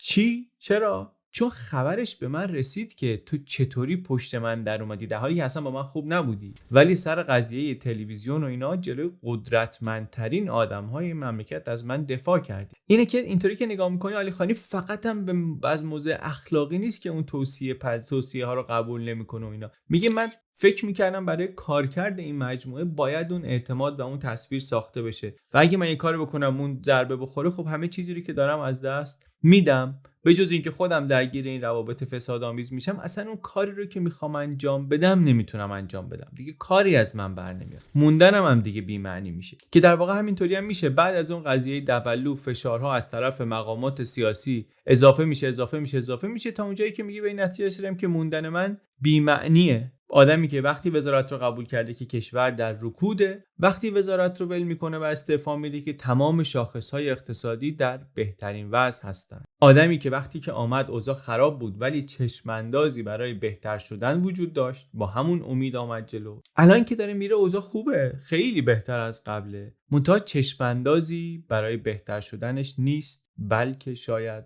برعکس. پس درباره آدم‌ها گفتیم و درباره اینکه اول چه کاری کرد و چه کار مهمی کرد و درباره چشم انداز داشتن گفتیم و درباره سیاست چی میگه؟ علی خانی البته درباره سیاست زیاد صحبت نمیکنه چون خیلی هم توی جریانات سیاسی نبوده و اهل حشر و نشر با اهالی قدرت و سیاست هم نیست، ولی اول آدم باهوشیه، نکته بینه، میتونه بفهمه که ساختار مملکت چطوری اداره میشده و بعدش هم این که بین خطوط حرفاش میشه یه چیزای مهمتری رو متوجه شد که خودش صراحتاً نگفته. ما وقتی که با این نظام سیاسی طرفیم، یه کار خیلی مهم اینه که ببینیم خودش اهدافش رو چی تعریف میکنه و بعدش هم چه ابزارهایی داره برای اینکه به اون هدف برسه، چه ابزارهایی ایجاد میکنه برای اینکه به اون هدف برسه. درباره حکومت شاه مخصوصا این دوره‌ای که داریم صحبتشو میکنیم، درباره چشماندازی که داره چی میتونیم بگیم؟ میتونیم واضح بگیم که به هدف اینه که اقتصاد ایران از اقتصاد کشاورزی تبدیل بشه به اقتصاد صنعتی. علی خانی میگه من خیلی واضح میفهمیدم یعنی چی. من روستا به دنیا اومده بودم، دیده بودم سیستم چطوریه و میدونستم که اصلاحات ارضی هر چه بشه به نفع ایرانه. چشماندازیه که به سمت شبیه که کشورهای صنعتی غرب شدنه. درسته که اصلاحات ارضی وایب سوسیالیستی و اینا هم داره، ولی چشمانداز مشخصه که کجاست. به لحاظ فرهنگی هم حرکت به این سمته که فرهنگ سنتی تغییر کنه، الگوهای فرهنگی مدرن و ادامه اون ناسیونالیسم باستانگرای دوره رضا شاه و اینا کاملا مشخصه. اینا نیروی جدیدی هستن که وارد بدنه کشور شدن، مثلا بعد از سال 42 و یک تغییری ایجاد کردن در حلقه سیاستمداران سنتی ایران، یه طوری که دیگه آدمی مثل علم که اونقدر نزدیک به شاهه، اونم از رده اول سیاست ایران، از سطح اول سیاست میره کنار، علم میره کنار. خیلی حرف، هیچ مشکلی هم عملا شاه باهاش نداره، ولی دیگه داره دوره عوض میشه. این چشمانداز رو شاه خودش خیلی توش نقش داره، هم در تدوینش، هم توی کامیونیکیت کردنش، در بارش صحبت کردن، و هم در ایجاد این باور که این چشماندازه و ما این سمتی میخوایم بریم و ما این سمتی میتونیم بریم. این شکلی از توسعه است که ما داریم سراغش میریم. ولی ساختاری که قراره این کشور رو ببره این سمتی، اینو ببینیم چطوری کار میکنه. یکی از مهمترین چیزهایی که در نظام حکمرانی هست اینی که یک نظام مشخصی باید وجود داشته باشه، مشاغل از رده بالا تا پایین با توجه به یه سری شایستگی‌ها و اینا تقسیم بشن، آدمایی که پستی رو میگیرن نسبت به عملکردشون پاسخگو باشن، کارشون خوب بود بتونن برن بالاتر، اگه انتظاری که ازشون میرفت رو نتونستن برآورده کنن برکنار بشن، برن کنار. تو این دوره‌ای که ما داریم صحبت می‌کنیم خیلی‌ها هستن که صلاحیت کاری رو که دارن انجام میدن رو دارن و عملکردشون هم خیلی خوبه. منتها مسئله اینه که نظام گزینش در رده‌های بالای سیاسی خیلی وابسته است به روابط فردی. هست یکی مثل عالی خانی که ملاحظه توصیه ها رو نمی‌کنه، که یه سپر سیاسی مثل علم هست مخصوصا اول کارش که بتونه دستشو باز بذاره واسه انتصاب و این حرفا، ولی این استثناءه. روال اینه که کارا با توصیه پیش میره. عالی خانی میگه سر اون قضیه دولو که رفته بودم دفتر هویدا، اونجا خیلی بهم توصیه کردن آدمای دیگه که بابا وقتی شاه داره یه چیزی رو میگه به صلاحته که جلوش وای نستی، اصلا دستورالعمل موندن در نردبان قدرت اینه، در حالی که در یه ساختار درست هر مقامی اختیاری داره، به مقام بالاترش پاسخگوه، مسئولیت کاراش هم با خودش و با مقام بالاترش این سلسله مراتب پاسخگویی به وجود داره و در نتیجه اگر مشکلی پیدا بشه دلیلش رو میشه پیدا کرد که کجاست. رفعش هم بخوای بکنی میدونی کجا بری رفعش بکنی. و این نشونه یه چیزیه که توی ویدیو هویدا هم گفتیم دیگه، وقتی که از انتصابات تا تعیین دستور کار تا بعدتر حالا جلوتر میبینیم دیگه رسیدگی به جزئی ترین کارها، وقتی اختیارش رو همه کم کم احساس کنن که خب اختیارش بهتره بدیم به شاه، اون میخواد، ما هم برای اینکه بمونیم به نظر میرسه بهتره این کارو بکنیم، خب میرسه به اونجایی که همایون میگفت سالهای آخر چقدر شاه حساس شده بود به حوزه اختیاراتش و دوست نداشت حتی اسمی از مشارکت در تصمیم سازی برده بشه. یک مقاله رو دوبار برمیگردون که این قسمتش اصلاح بشه. از همایون هم اونجا شنیدیم مستقیم شاه در محتوای مقاله های روزنامه ها وارد میشد، با این نویسنده برخورد کنیم، با اون فلان کنیم. مایکرو منیجمنت امروز بهش میگیم. اینم یک بخشی از همون سیستم پر از توصیه و پر از روابط و ایناست دیگه. خود علم هم گفت این شاه اون شاهی که تو میشناختی نیست. به عبارت دیگر خود علم هم با توجه به اینکه خودش مسئول‌تر میدونست برای اینکه به حقایق به اون صورتی که خودش میدید بگه، اون هم دیگه اون جرأت دهه 60 نداشت.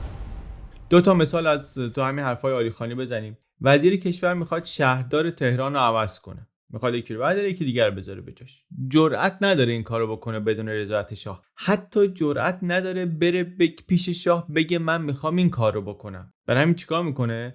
پرونده درست میکنه واسه شهردار تهران که با این زیرابشو بزنه. این حالا تازه شما میگی شهردار تهرانه، عالی خانی میگه رئیس سازمان آب شهری رو هم با نظر شاه باید عوض میکردن. حتی وقتی نخست وزیری که مثل اقبال که دیگه اینقدر به آدم نزدیکه، رئیس راهنمای رانندگی تهران رو نمیتونه بدون نظر شاه عوض بکنه. این یعنی چی؟ این یعنی زنجیره پاسخگویی از بین میره، یعنی ساختار تصمیم گیری دچار اختلال میشه. اینطوری عالی خانی من که آمدم اوایلش برای برنامه‌ام خیلی مهم بود که در این استاندارد سازی کالاها یک تغییراتی ایجاد بدم. رئیس سازمان استاندارد رو چند بار جلسه گذاشتم، هی میرفت میومد اینا اون چیزی رو که من می‌خواستم نمیتونست به من بده. بعد از اونم هر وقت زنگ می‌زدیم دفترش میگفت این نیست، رفته آزمایشگاه سرکشی کنه اینا. بعد چند دقیقه بعد زنگ میزد. من بعد یه مدتی شک کردم، گفتم اوه داستانش چیه؟ فهمیدم که این رفته شرکت دارویی ناصر خسرو واسه خودش زده و اصلا خیلی وقتا سر کار نیست، فقط به دفتر سپرده که ما زنگ میزنیم اینطوری بگنیم بعدش مثلا بیاد زنگ بزنه. میگه من خب دیگه تردیدی هم نداشتم، راحت عزلش کردم. قبلا دیدم کارم ازش نمیاد، اینم اینطوری دیدم و گذاشتمش کنار. این آدم مستقیم با شاه رابطه داشت و یه طوری هم خودشو پیش شاه معرفی کرده بود. شاه فکر میکرد این از نوابغ ایران واقع. شاه به علم میگه که اینو چرا برداشته علی خانی از سازمان، این آدم بزرگی و این حرفا. علی خانی میگه من از قبل گوشی رو دست علم داده بودم، اونجا علم از من دفاع میکنه. منتها این قاعده که رئیس سازمان استاندارد رو که دیگه یه کار تخصصیه، تا این رو هم شاه باید دربارش نظر داشته باشه، قاعده درستی نیست. به خصوص وقتی توی کارهای تخصصی داریم صحبت میکنیم، مقام سیاسی که اطلاعاتی از اون حوزه تخصصی نداره میشه دورش زد دیگه. اصلا سلسله مراتب برای همینه که کسی که نمیشه دورش زد رو بخوای بهش گزارش بدی. و وقتی که سطح پایین اینطوریه، وضع وزرا معلومه چیه. وزرا بدون حضور نخست وزیر میرن پیش شاه، به شاه گزارش میدن. علی خانی میگه از دوره امینی به بعد اصلا هیچ وزیری نمیتونست استعفا بده، شاه خودش تغییر میداد وزیر رو. یا باید مثلا میرفت میگفت به شاه که اگه ممکنه یه شغل دیگه‌ای به من بدین، یا مثلا میخوام برم بخش خصوصی، ولی با شاه باید هماهنگ میکرد دیگه. استعفا چیه؟ ولی نه، نمیتونست بده به خاطر هزار تا تفسیری که ممکنه ازش بکنن که شاید با مسائل سیاسی داره، شاید مخالفت داره. پیچیده بود، همه چی پیچیده بود. برای اینکه نظام کشور کارآمد باشه، این باید یه چیز خیلی روالی باشه. کسی میتونه کار میکنه، نمیتونم کار کنه، میری کنار دیگه. بعدش هم مثلا این چه به سر ساختار دولت میاره وقتی نخست وزیر اینطوری دور زده میشه. داستان خود استعفای علی خانی هم همینطوریه و خیلی جالبه. به خاطر مشکلاتی که داره سال آخر احساس میکنه که بهتر میخوام برم دیگه، باید برم. مشکل اصلیش هم اختلاف و فشاری که در واقع از طرف شاه داره وارد میشه. ولی میره پیش خود شاه میگه که من چون با نخست وزیر هماهنگ نیستم میخوام استعفا بدم. اشاره به خود شاه نمیکنه. بعد شاه بهش شغلای پیشنهاد میکنه توی وزارت خارجه یا توی وزارت مثلا آموزش، وزارت علوم و اینا، بدون اینکه اون وزرا اصلا در جریان باشن، بدون اینکه نخست وزیر مثلا خبر داشته باشه که اصلا این میخواد استعفا بده وزیرش و این میخواد کسی میخواد بذارتش یه جای دیگه. هیچ. بعدن هم علی خانی چیزی به هویدا نمیگه، اصلا از طریق دربار متوجه میشه. حتی جانشینش رو علی خانی به شاه پیشنهاد میده که همون آدم بعدن هم وزیر میشه. آدما رو یه لحظه بذارین کنار، یه لحظه فراموش کنین که داریم درباره علی خانی و هویدا و انصاری و شاه و اینا صحبت کنیم. همه اینا رو فراموش کنین. یه ساختاری میخوایم بگیم که میخواد چشمانداز توسعه داره، میخواد بره به توسعه برسه. خب بعد داریم میگیم ساختار اینطوری کار میکنه. خب وقتی اینطوری کار میکنه، هر چقدر آدمایی که تو میاری توسعه گرا باشن، این ساختار مناسبی نیست. پایین اومدن از قدرت اینطوری، بالا رفتن هم حتی اگر آدمای کارآمدی وجود دارن، آدمای درستی هم وجود دارن، باز بر اساس رابطه شخصی و اینها خیلی وقتا معرفی شدن آمدن بالا. و معلومه تو وقتی که سیستمی داری که تا رده‌های میانیشو بخوای با نظر شخص اول مملکت انتخاب کنی، در طول زمان توزیع مناصب دچار مشکل میشه. شاه میگفت هر کدوم از شما وزرا باید مثلا 10 نفر آدمی که میشناسید رو معرفی کنید که ما بتونیم از توی اینا برای مشاغل و پست‌های حساس آدم انتخاب کنیم. خودش علی خانی میگه خب این یه حلقه بسته‌ای درست میکرد، بعد از یه مدت آدما تکراری میشدن. میگه خودش که اصلا خود دموکراسی برای همینه که آدما از پایین مرحله به مرحله با توجه به شایستگیشون بیان بالا دیگه. سیستم وقتی اینطوری کار نمیکنه، تو اون وقت باید برای اینکه پست‌های خالی رو پر کنی از این و اون آشنا و روابط و اینا مثلا یک کسی بیاری بذاری. این حالا یه اشکالای دیگه هم ولی میشه به این اضافه کرد. حالا تکراری شدن آدما و بسته شدن حلقه و اینا یه چیزه، ولی مسئله دیگه اینه که من اگر رو این صندلی نشستنم و مدیون ایشون باشم، ایشون برای من جور کرده باشه، نه تخصصم و کارم و اینا، خب میدونم برای اینکه این صندلی رو نگه دارم کار و تخصص و عمل کرد و اینا نیست که به دردم میخوره. رضایت ایشونه و رضایت ایشون و اوشون نگه داشتن همون چیزی که بهش میگیم فساد دیگه. در واقع یعنی اون وقت تصمیمایی داره گرفته میشه که بهینه نشدن که منافع عمومی حفظ بشه یا گسترش پیدا کنه. تصمیمات بهینه شدن برای اینکه ایشون و اوشونا خوشحال باشن که من جامو بتونم حفظ بکنم. علی خانی میگه که ما بعضیامون میدونستیم این سیستم اشتباهه، بعضیا تو سطح بالا هم میدونستن. میگه پاکروان رئیس ساواک بود، میگه خصوصی باهاش صحبت میکردم همین حرفا رو میزد، ولی جرئت نداشت به شاه بگه. رئیس سازمان امنیت کشور، کسی که اصلا کارش باید این باشه که رویه‌های غلط رو به شاه بگه، این حرفا رو میدونه، اینطوری فکر میکنه. خصوصی هم به بقیه میگه، ولی جلو شاه جرئت نداره این حرفا رو بگه یا حتی جرئت نداره تاییدش کنه.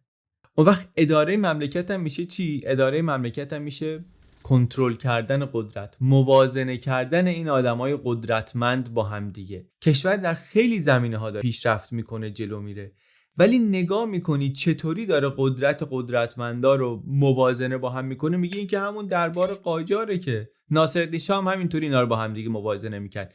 یه بخش عمده ای از انرژیش به جای اینکه صرف مملکت داری بشه، صرف فعالیت‌های واقعاً پیچیده‌ای میشد که حالا اینو با این کنترل کنم، اینو با این کنترل کنم. عالیخانی میگه شاه هیچ مشکلی نداشت که بین آدم‌ها اختلاف بیفته. با این اختلاف افتادن مطمئن میشد که جایگاه یک کسی از یه حدی قدرتمندتر نمیشه. یا مثلا نقطه ضعف داشتن آدما هم از این نظر توی سیستم احساس میکنی خوبه، چون خیلی دور نمیتونن وردارن. بعد اصلا سیستمی که این چیزا رو باید توش مدیریت کنی واقعا برای بهتر کار کردن بهینه نشه دیگه. حواسش هست مثلا شاه عالیخانی میگه که یک کاری اگر میتونه برای مجریش اعتبار زیادی بیاره، حواسش هست که این کار دست یه نفر نیفته، اینو تقسیمش بکنن. میگه اصلی ترین دلیلی که ارسنجانی رو وزارت کشاورزی برمی‌دارن از ایران هم میفرستنش بره این بود که ارسنجانی داشت به عنوان مهمترین چهره اصلاحات ارضی مطرح میشد و این چیزی نبود که شاه بخواد. حتی میگه شعار زنده باد رو به جز برای شاه برای کسی نباید این شعار رو میدادن. میگه من قبل از اینکه وارد دولت بشم توی روزنامه‌ها میخوندم که نخست وزیر رفته فلانجا، همه گفتن زنده باد پادشاه، زنده باد پادشاه. میگه من تعجب میکردم نخست وزیر رفته چرا میگن زنده باد پادشاه. بعد که رفتم تو دولت دلیلشو فهمیدم. یه بار با وزیر کشاورزی رفته بودیم یه جایی، مردم ابراز احساسات کردن، بعد وزیر کشاورزی این سری بهشون گفتش که بجز شخص اعلیحضرت برای کسی دیگه ای زنده باد نباید بگین. این سطح تشویق فقط مخصوص شاهه. در واقع میدونه که اگه به نظر برسه که داره شخصا اعتباری میگیره، حتی همین 4 تا شعار هم باشه، این برای جایگاهش بده، میتونه جایگاهش رو به خطر بندازه. عالیخانی میگه کشور واقعا داشت پیشرفت میکرد در خیلی از زمینه‌های فرهنگی و اقتصادی، ولی همچنان حلقه قدرت بسته، همچنان افکار عمومی در نظر گرفته نشده. میگه در یه دوره کوتاهی من رئیس دانشگاه تهرانم، چند تا اعتراض سیاسی میشه توی دانشگاه. مقدم معاون ساواک اون موقع جلسه گذاشت، گفتش که دانشجو اومده دانشگاه درس بخونه، درباره سیاست و اینا نباید صحبت کنه. عالیخانی میگه گفتم باش، فرض کن تو دانشگاه فقط درس بخونه، حرف سیاسی رو کی میتونه بزنه؟ کجا میتونه بزنه؟ امکان مشارکت سیاسی جای دیگه نیست که. دوره دانشجویی تنها فرصتیه توی عمرش که این میتونه حرف سیاسی بزنه. میگه خیلی از مشکلاتی که پیش اومد دلیل اصلیش این بود که تصمیمات با یه منطقی گرفته میشد که بعضی وقتا درست هم بود، ولی مردم اصلا توش مشارکتی نداشتن. تصمیم از بالا گرفته میشد ولی موقع اجرا چون به مشارکت مردم احتیاج داشت به مشکل میخورد. باز یه مثالی میزنه برای امروز ما خیلی جالبه. میگه افزایش قیمت بنزین، افزایش قیمت حاملهای سوختی در دولت منصور. میگه خب ما کلی پروژه عمرانی تعریف کرده بودیم، دولت پول نداشت، نشستیم فکر کردیم گفتیم آقا این سوخت زیادی ارزونه، قیمتشو باید 2 برابر کنیم که بودجه لازم تأمین بشه. میگه پیشنهادش از طرف من نبود ولی منم تلاش نکردم که نظر رو برگردونم، چون مخالف نبودم، به لحاظ اقتصادی به نظرم تصمیم درستی بود. تصمیم رو بردن و اجرا کردن و کشور ریخت به هم. حالا به هم ریختنش در مقیاسی نیست که بعداً مثلا دهه 50 میبینیم به هم ریخت، ولی به هر حال اعتراض میشه انقدری که شاه هم دخالت میکنه، تصمیم میگیرن که مصوبه رو برگردونن، قیمتا رو زیاد نکن. عالیخانی میگه چیزی که من اون موقع نمیدیدم این بود که شوک اقتصادی جایی جواب میده که دموکراسی وجود داشته باشه، که مردم کسی رو که توی قدرته از خودشون بدونن، خودشون انتخاب کرده باشن و مطمئن باشن که این آدما رفتن همه جوانب رو در نظر گرفتن و میخوان اینو اجرا کنن، چون بالاخره اگه جواب نده دیگه دفعه بعد به اینا رأی نمیدن دیگه. حساب اونا هم باید این باشه دیگه. میگه تصمیم اقتصادی رو نمیتونی بدون توجه به جنبه‌های روانی و اجتماعیش بگیری. همینی که میگه همه ذی‌نفعان و همه کسایی که در اثر این تصمیم ممکنه آسیبی ببینن، چیزی بشه، اینا رو باید در نظر بگیری دیگه. در نظامی که دموکراسی نیست این کار خیلی سخته، خیلی سخته. خودش البته میگه من این درس رو گرفتم از سر داستان بنزین سالها بعد، وقتی رئیس دانشگاه بودم یه اعتراض دانشجویی شد سر قیمت بلیت اتوبوس. من با همین تجربه‌ای که از بحران سوخت داشتم سعی کردم که بیام از کسایی که از این تصمیم آسیب میدیدن در واقع دل اونا رو به دست بیارم، نه که برم بگم دلتون رو به دست من بدین. با اینا ارتباط برقرار کنم، یعنی با دانشجو ارتباط برقرار کنم و نهایتاً هم تصمیم رو برگردونم، به شاه پیشنهاد کنم که این تصمیم رو ما برگردونیم و قبولم میکنه شاه و برمیگردونه. عالیخانی یعنی یه تصمیمی گرفتن در دولت، تجربه دیده، این تجربه رو ازش درس گرفته، دفعه دیگه طور دیگه عمل کرده. نظام سیاسی که هر روز داره از این تصمیما میگیره که کل زندگی مردم رو تحت تاثیر قرار میده، هر چی جلوتر میره، هر چی دستاورد بیشتر به دست میاره، بیشتر معتاد میشه به تصمیمایی که بدون توجه به ذینفعان و از بالا داره گرفته میشه. و این یعنی اون وقت این نظام برای گرفتن تصمیمات سخت خیلی مشکل داره و حکومتی که نتونه تصمیمات سخت بگیره، تصمیمات سخت رو براش میگیرن. دیگه خیلی گفتگویی نداره واقعا. دیگه چی؟ بریم میخوره درباره فساد صحبت کنیم، چون فساد هم یکی از چیزایی که دربارش خیلی میگن دیگه، نه که فقط هم بعد از انقلاب بگن. بجز فضای عمومی بین مردم، بجز آثار سینمایی و طنز و اینا، خود مقامات نظامی که روی کار هستن مخصوصا تو ماه‌های آخر خیلی درباره فساد و درباره اینکه یک معضل اساسی شده صحبت میکنن. نماینده‌های مجلس میگن، نخست وزیرایی که مدام عوض میشن میگن، خود شاه میگه. توی سخنرانی صدای انقلاب شما رو شنیدم، شاه میگه درباره فساد خیلی صحبت میکنه، به موضوع فساد مشخصا اشاره میکنه. من آگاهم که ممکن است بعضی احساس کنند این خطر وجود دارد که سازش نامقدس فساد مالی و فساد سیاسی تکرار شود. من نیز پیام انقلاب شما ملت ایران را شنیدم.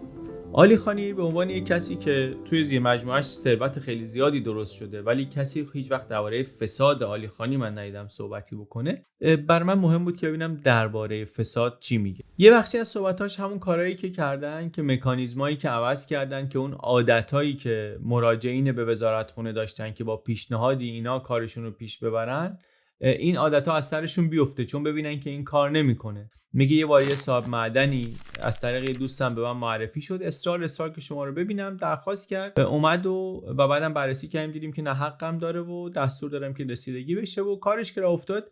این یک گردنبند فیروزه‌ای خیلی خوشگلی از طریق دوستم فرستاد برای تشکر. میگه من دفترم گفتم تماس گرفتن با اون دوستم که دیگه به هیچ وجه نه توی وزارتخونه نه جای دیگه حق نداره من رو ببینه. بعد با اون معدنکار هم تماس گرفتن، بهش گفتن که اینکه با درخواست شما موافقت شد به خاطر این بود که طبق ضوابط حق با شما بود، اصلا احتیاجی هم به واسطه و اینها نداشت.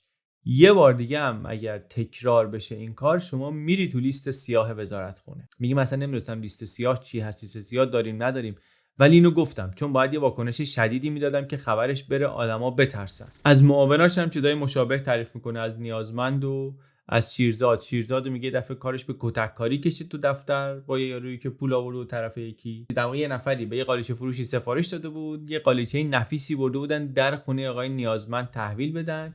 این میخواست بره تو، نیازمند با داد و بیداد تو کوچه راه میفته دنبال وانتیه که آقا این قالیچه مثلا به ما نده اینا. یا میگه که مثلا رسم بود آخر سال فعالین اقتصادی اینا هدیه‌های نفیس میفرستادن برای مسئولین رد بالا، مثلا تبریک سال نو اینا. میگه ما ممنوع کردیم، گفتیم جز گل چیزی حق ندارین بفرستید. بعد دیدیم این گلا رو میذارن توی گلدونای مثلا خیلی فلانی، گفتیم نه، گلا رو بردارن، گلدونا رو پس بدن، یه نامه هم بذارن توش که آقا دست شما درد نکنه، این بار چون اعلام نکرده بودیم برخورد نمیشه، ولی از دفعه بعد تخلفه اگر اینو بفرستید، برخورد میشه باهاش. میگه اینطوری فعالان بخش خصوصی یه حساب کتابی کردن، دیدن که آقای هزینه رشوه دادن خیلی زیاده و سودی هم انگار برامون نداره و خطرم داره، بر همین این کار خیلی کم شد.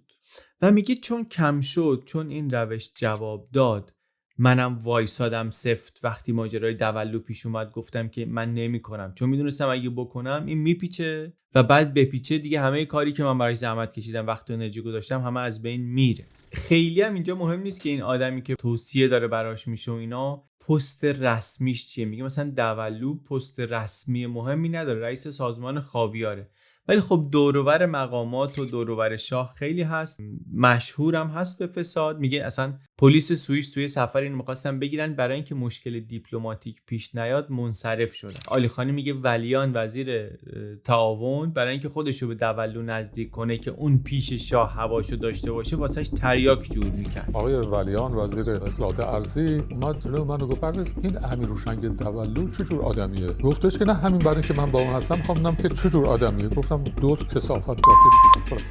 حالا اون شیوه نزدیک شدن یه طرف، اینکه یه وزیری یه آدم بدون پست و مقامی رو واسطه میکنه که پیش شاه جایگاهش رو حفظ کنه، حالا با تیار هم دنبال تک داستانای اینطوری نیستم، دنبال اینم که اینا چه نشونه هایی از مشکل ساختاری بهمون میگه. بهمون نشون میده که کارگزاران نظام نه به خاطر عمل کردشون، بلکه به خاطر اینکه یه وقت زیرا بهشون مثلا پیش شاه نخوره باید خیلی نگران باشن. حتی یکی مثل علم یکی از نزدیکترین دوستان شاه، یکی از صادقترین خدمتگزاران به شاه بود دیگه، هم خیلی کار برای شاه کرده بود، هم رابطش به جز رابطه کاری و سیاسی رابطه خیلی شخصی از شوخی‌های خیلی جوری با شاه شوخی میکنه که کس دیگه واقعا جرئت نمیکنه جلوی شاه این شوخی‌ها رو باش بکنه، ولی علم اینطوری رابطش باشه و آدم ممکنه فکر کنه که این دیگه باید احساس امنیت کنه ولی نمیکنه. یه آدمی هست به نام امیر متقی، اینو علم برای یه پستی پیشنهاد میده به علی خانی میگه میدونستم این آدم دور و بر علم و اینا، ولی خیلی چیزی ازش نمیدونستم. میگه من قراری با علم داشتم، گفتم باشه من تحقیق میکنم دربارش، اگر دیدم با توجه به سابقش به درد میخوره بهش کار میده. میگه تحقیق کردم دیدم که این هر کی باهاش کار کرده ازش بد میگه بدون استثنا، فاسد و دزد و جاسوس و زیرآبزن و هر چی فکر کنی دیگه بهش میگه. از قول عبدالله انتظام میگه که بعد از 28 مرداد داشتن با کنسرسیوم مذاکره مستقیم میکرد با انگلیسی‌ها. میگه ما بهشون گفتیم که ما میدونیم شما تو ایران جاسوس دارین، زیادم دارین، به عنوان یک بخشی از شروط نانوشته تعهد کنین که دیگه در امور داخلی ایران جاسوس استخدام نمی‌کنین. میگه انگلیسی‌ها هم به حال قبول میکنن و اینا به عنوان حسن نیت یک لیست بلند بالایی هم از جاسوسایی که اون موقع داشتن در ایران رو به ما میدن. بالای اون لیست اسم امیر متقی هم بود. انتظام میگه من نمیدونم چه وضعی، خود انگلیسی‌ها گفتن که این جاسوس ماست، اینم لیست، باز ما اصرار داشتیم که این آدم باشه توی دم و دستگاه باشه. پاکروان که رئیس ساواک تا اسم اینو میشنوه فریادش میره هوا، میگه آقا اصلا نزدیک این آدم نشد. خلاصه علی خانی میگه آقا من هرچی پرسیدم دیدم این هیچکی ازش تعریف نمیکنه، رفتم پیش علم گفتم که من اصلا فکرش هم نکن که میتونم با همچین آدمی کار بکنم و اینا. علم هم میگه چیزی نگفت و ماجرا تموم شد. و میگه سالها بعد وقتی علم از دنیا رفته بود من از همسرش پرسیدم که من نفهمیدم این متقی آدمی که همه جوره داغون بود و فاسد بود رو علم چرا باهاش بود، از چی این خوشش میومد. میگه همسر علم به من گفتش که علم هیچ از این خوشش نمیومد، منتها فهمیده بود که شاه اینو گذاشته کنار علم که به پای علم باشه و علم چون چیزی برای قایم کردن نداشت سعی میکرد اینو همیشه کنار خودش نگه داره که شاه فکر نکنه این داره زیرابی میره. این نشون دهنده یه سیستم سالمی نیست دیگه، سیستمیه که آدما میدونن که خب آدمای دور و بر شاه هستن که آدمای سالمی نیستن، آدمای خوشنامی نیستن بیشترش. توی مصاحبه‌های دیگه تاریخ شفاهی هم دیدیم، اسامی دیگه هم هست، اینا وضع مناسبی ندارن واقعا. ولی مقامات سیاسی چون میدونن نهایتا این شاهی که برای جایگاهشون تصمیم گیری میکنه، سعی میکنن هر طور شده دل آدمای نزدیک شاه رو به دست بیارن که اونطوری پرچمشون پیش شاه بالا باشه. حالا اینجا مشکل کیه؟ مشکل اون کارگزاران فاسدن یا مشکل اون سیستمیه که درست فساد رو تشویق نمیکنه، منتها در عمل داره بهت این پالسو میده که اگر میخوای بمونی اینطوری باید کار کنی.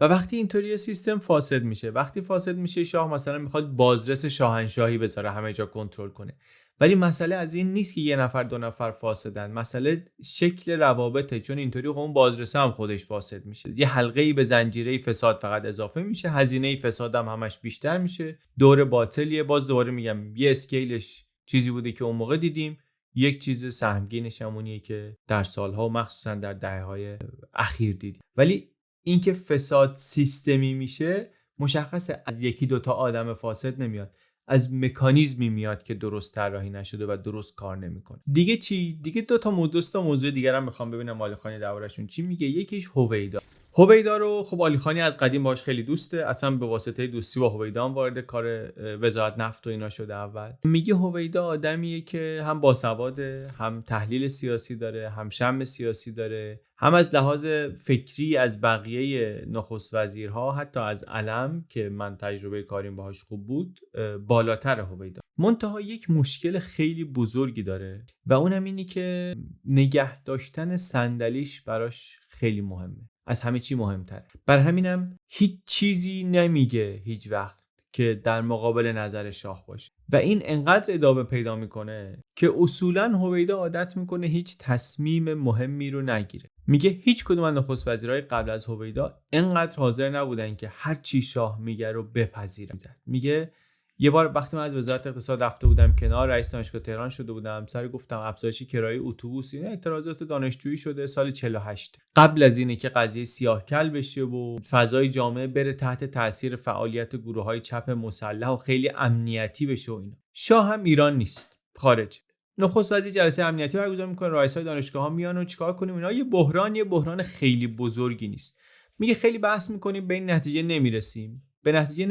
به نظر من به خاطر اینکه نخست وزیر نمیخواد وقتی شاه نیست تصمیم بگیره. تلفن میزنن به شاه، هویدا با شاه صحبت میکنه، میگه باز دوباره حرف زدنش یه طوری نیست که شاه رو هدایت کنه به سمت گرفتن یک تصمیم مشخصی. عالی خانی بعد از هویدا میره با شاه صحبت میکنه، میگه که آقا این اصلا چیزی نیست که بخوایم انقدر بحرانیش کنیم. همین الان که دانشجوها اعتراض کردن ما بیایم یه اعتباری برای نظام بخریم، یه تصمیمی که نظام سیاسی احساس میکنه مردم ازش راضی نیستن دیگه، ما روش بیخودی پافشاری نکنیم، هدف رو بذاریم روی این که رضایت مردم رو تامین کنیم. الان که مردم راضی نیستن، قبلا هم که میدونیم خیلی بحث و تبادلی درباره این نشده، ما این مصوبه رو لغوش میکنیم، لجبازی نکنیم با جامعه، که همون حرفایی که قبلش هم در جلسه با هویدا گفته بوده ولی هویدا به شاه منتقل نکرده بود. میگه شاه که اینا رو از من شنید گفت گوشی رو بده به هویدا. گوشی رو دادم هویدا، من نفهمیدم شاه به هویدا چی گفت، ولی هویدا این طرف دیدم گل از گلش شکفت، تلفن رو که قطع کرد گفت مصوبه رو لغو میکنیم، قیمتا برمیگرده به روال سابق. این یعنی چی؟ اون حرف عالی خانی که تازه نبود که اونو عالی خانی به هویدا هم گفته بود. هویدا احتمالاً هم میدونست که این تصمیم درستیه، وگرنه گل از گلش نمیش گفت وقتی که داشت منتقلش میکرد. تصمیمی رو که میدونه درسته نمیگه به شاه، میدونه که این تصمیم روی میز هست ولی به شاه نمیگه، چون نگرانه که نکنه شاه خوشش نیاد. ولی بعدن که شاه خوشش میاد و تصمیم رو میگیره هویدا خوشحال میشه. موضوع حادی هم نیست، این موضوع خیلی حیاتی هم نیست، ولی صبر میکنه تا شاه نظرش رو بگه بعدن همون رو اجرا کنه. اینو مثلا مقایسه کنیم با شیوهی که علم مدیریت کرد اعتراضات 15 خرداد رو، اصلا قابل مقایسه نیست. مشکل خیلی پیچیده تر و بزرگتریه نسبت به این مشکل کوچیک امنیتی. منتها هویدا متوجه شده بود که شاه تمایل نداره کسی روی صحبتش صحبت بکنه و میدونست که سرنوشت کسایی که شاه از طرفشون احساس عدم امنیت بکنه چی میشه و در نتیجه نه جلوی نظرات شاه وای میساد، انتصاباتش رو هم میتونی انجام داد که مطمئن باشه شاه راضی باشه. و برای همین عالی خانی میگه با اینکه آدم فهمیده بود ولی دور و بر خودش رو پر کرده بود با آدمای خیلی متوسط، کشور داشت خیلی هم پیشرفت میکرد از جنبه‌های مختلف، برای همین ترجیح میداد شاید تو این روندم اختلالی درست نکنه. گفت من فقط مجری باشم، در تصمیم گیری ها هیچ شراکتی نداشته باشم. حتی عالی خانی میگه جایی که میدید کار به نظرش داره اشتباه پیش میره ترجیح میداد سکوت کنه و رو حرف شاه صحبت نکنه و جوابش هم البته گرفت، یکی از طولانی ترین دوران‌های صدراعظمی رو در تاریخ ایران گرفت. و تا وقتی که شاه داره مجموعاً تصمیمات درستی میگیره کشورم با مشکل مواجه نشه، ولی خب این وضعیت پایدار نیست. امروز ما میبینیم که این تسلیم شدن همه جانبه، همه چی دست شخص اول مملکت، نهایتاً در دراز مدت به سود خودش هم نبود، به سود شاه هم نبود. عالی خانی خیلی رابطه خوبی با هویدا نداره و هویدا هم خیلی رابطه خوبی با عالی خانی نداره، ولی از حرفای عالی خانی متوجهیم که هویدا آدمی بود که متوجه میشد. دیگران هم اطرافیان هویدا هم تایید کردن، توی ویدیومون درباره هویدا هم میگفتن که این آدم میدونست اشتباهه، نمیخواست شاه رو ناراحت کنه، ولی شاید میتونست به قیمت ناراحت کردن شاه، به قیمت در خطر قرار دادن جایگاه خودش جلوی یه تصمیمات اشتباهی رو بگیره، ولی نگرفت و ضرر اون تصمیمات نهایتاً بیش از همه شاید نشه گفت، خود هویدا هم قربانی شد، ولی ضررش خیلی زیاد به خود شاه هم رسید دیگه. درباره شاه چی میشه گفت؟ تو این نظامی که گفتم شخص شاه و روابط شخصی باهاش خیلی اهمیت داره، عالی خانی درباره این چی میگه؟ درباره شاه چی میگه؟ یا از حرفاش درباره شاه چی دستگیرمون میشه؟ عالی خانی همون قدری که در انتقاد به شاه صریحه، این رو هم تایید میکنه که خیلی از موفقیتایی که به دست آمد به این خاطر بود که چشمانداز و برنامه‌های کلان شاه رو اجرا کردیم. در سال 40 ما مصادف شدیم با مسئله اصلاحات ارضی. شاه هوش فوق‌العاده‌ای در این زمان از خودش نشان داد و شروع کرد به نطق کردن، به نطق‌های خوب کردن و یه مقدار از ته دل صحبت کردن که رو مردم اثر می‌گذاشت. خیلی از دستاوردهای مهم در ذوب‌آهن و در صنایع سنگین و اینا که از بلوک شرق می آمد فقط با یک تغییر اساسی سیاست خارجی میتونست ممکن بشه که شاه انجام داد. شاه اسمشو گذاشته بود سیاست مستقل ملی و آمریکایی‌ها که معمولا شاه متهم به اینی که همش دنبال تأمین نظرهای اونا بود یا غرب خیلی خوششون نمیومد از این سیاست، ولی شاه دنبالش کرد، ادامهش داد و اینطوری به یک تکنولوژی رسوند ایران رو که قبلش به راحتی ایران نتونسته بود، از غرب نتونسته بود بگیره و اینطوری قدرت چانه زنیش رو هم در برابر غرب خیلی بیشتر کرد. در رابطه با خود غرب هم میگه که خیلی از موفقیتایی که ما در رابطه با اروپا داشتیم یا با فرانسه داشتیم به خاطر رابطه‌های نزدیک خود شاه بود با سیاستمدارای مهم غربی، با ژنرال دوگل، با دیگران که رابطه عمیقی میگه داشت و این خیلی کمکش کرده بود. منتها این رو هم میگه که میگه مثل یک تراژدی یونانی شاه هر چیزی رو که ساخته بود در پایان با دست خودش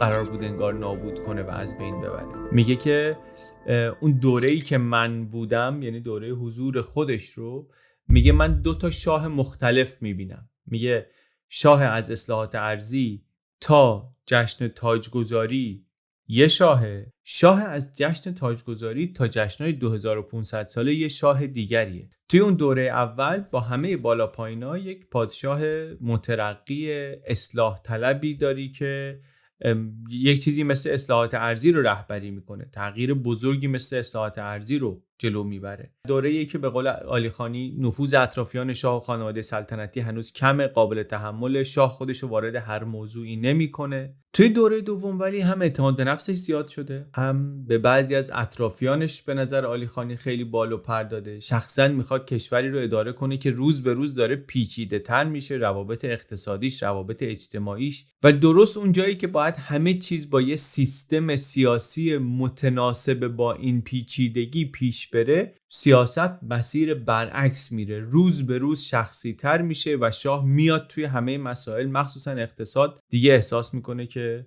همه چی هم میدونه. واقعا به تدریج آدمایی هم فقط دورش میمونن که مشکلی ندارن توی همچی سیستمی کار کنن، یا خیلی‌ها مثل هویدا و مسئولان وزارت اقتصاد بعضیاشون رو برنامه بودجه و اینا میفهمن یه جایی که مسیر داره غلط میشه، ولی وقتی میبینن که شاه مخالفه اینا دستو میرن تو، نظرشون واسه خودشون نگه میدارن. یا بعضی اصلا راه این که توی همچین نظامی بیان بالا رو در این دیدن که با نظر صاحب قدرت هماهنگ باشن و این سیستم مشکل بزرگش کجا به وجود میاد؟ اون موقعی که به بحرانی بخوره، چون دیگه هیچ کی دیگه نمیتونه بیاد کنترل رو بگیره و نجاتش بده. علیخانی میگه من فکر نمی‌کنم ماهای آخر داروهایی که شاه می‌خورد مثلا ارادش رو ضعیف کرده بود. شاه کلاً در مواجهه با بحران‌های اجتماعی این وضعیت متزلزل رو داشت. موارد قبلی کسایی بودن که فرمون رو می‌گرفتن، اینجا دیگه کسی نبود. و اینم به خاطر این نیست که شجاعت شخصی نداشت. شاه اتفاقاً میگه به لحاظ به صفت فردی آدم شجاعی بود.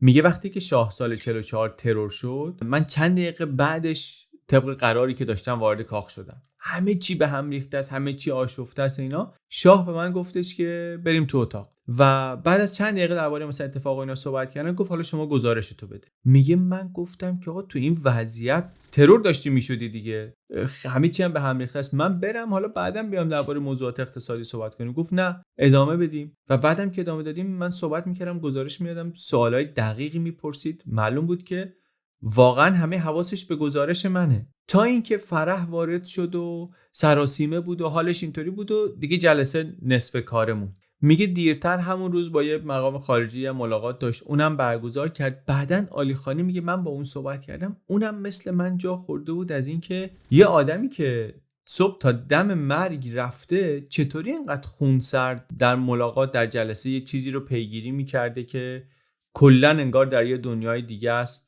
و هیچ اثری از اون اتفاق و اون استرسی که مثلا باید توش ایجاد می‌شده در رفتارش دیده نمی‌شد. این از کجا میاد؟ علیخانی میگه شاه به صفت فردی خیلی هم شجاع بود، ولی در مواجهه با بحران‌های اجتماعی نه. این یک شجاعت اخلاقی میخواد که این رو نداشت. توی شرایط بحرانی اگر میدونستی کسی هست که پشتش رو داشته باشه میتونست با شجاعت بیاد جلو، ولی اگر میفهمید که تنها باید با شرایط مواجه بشه نمیتونست.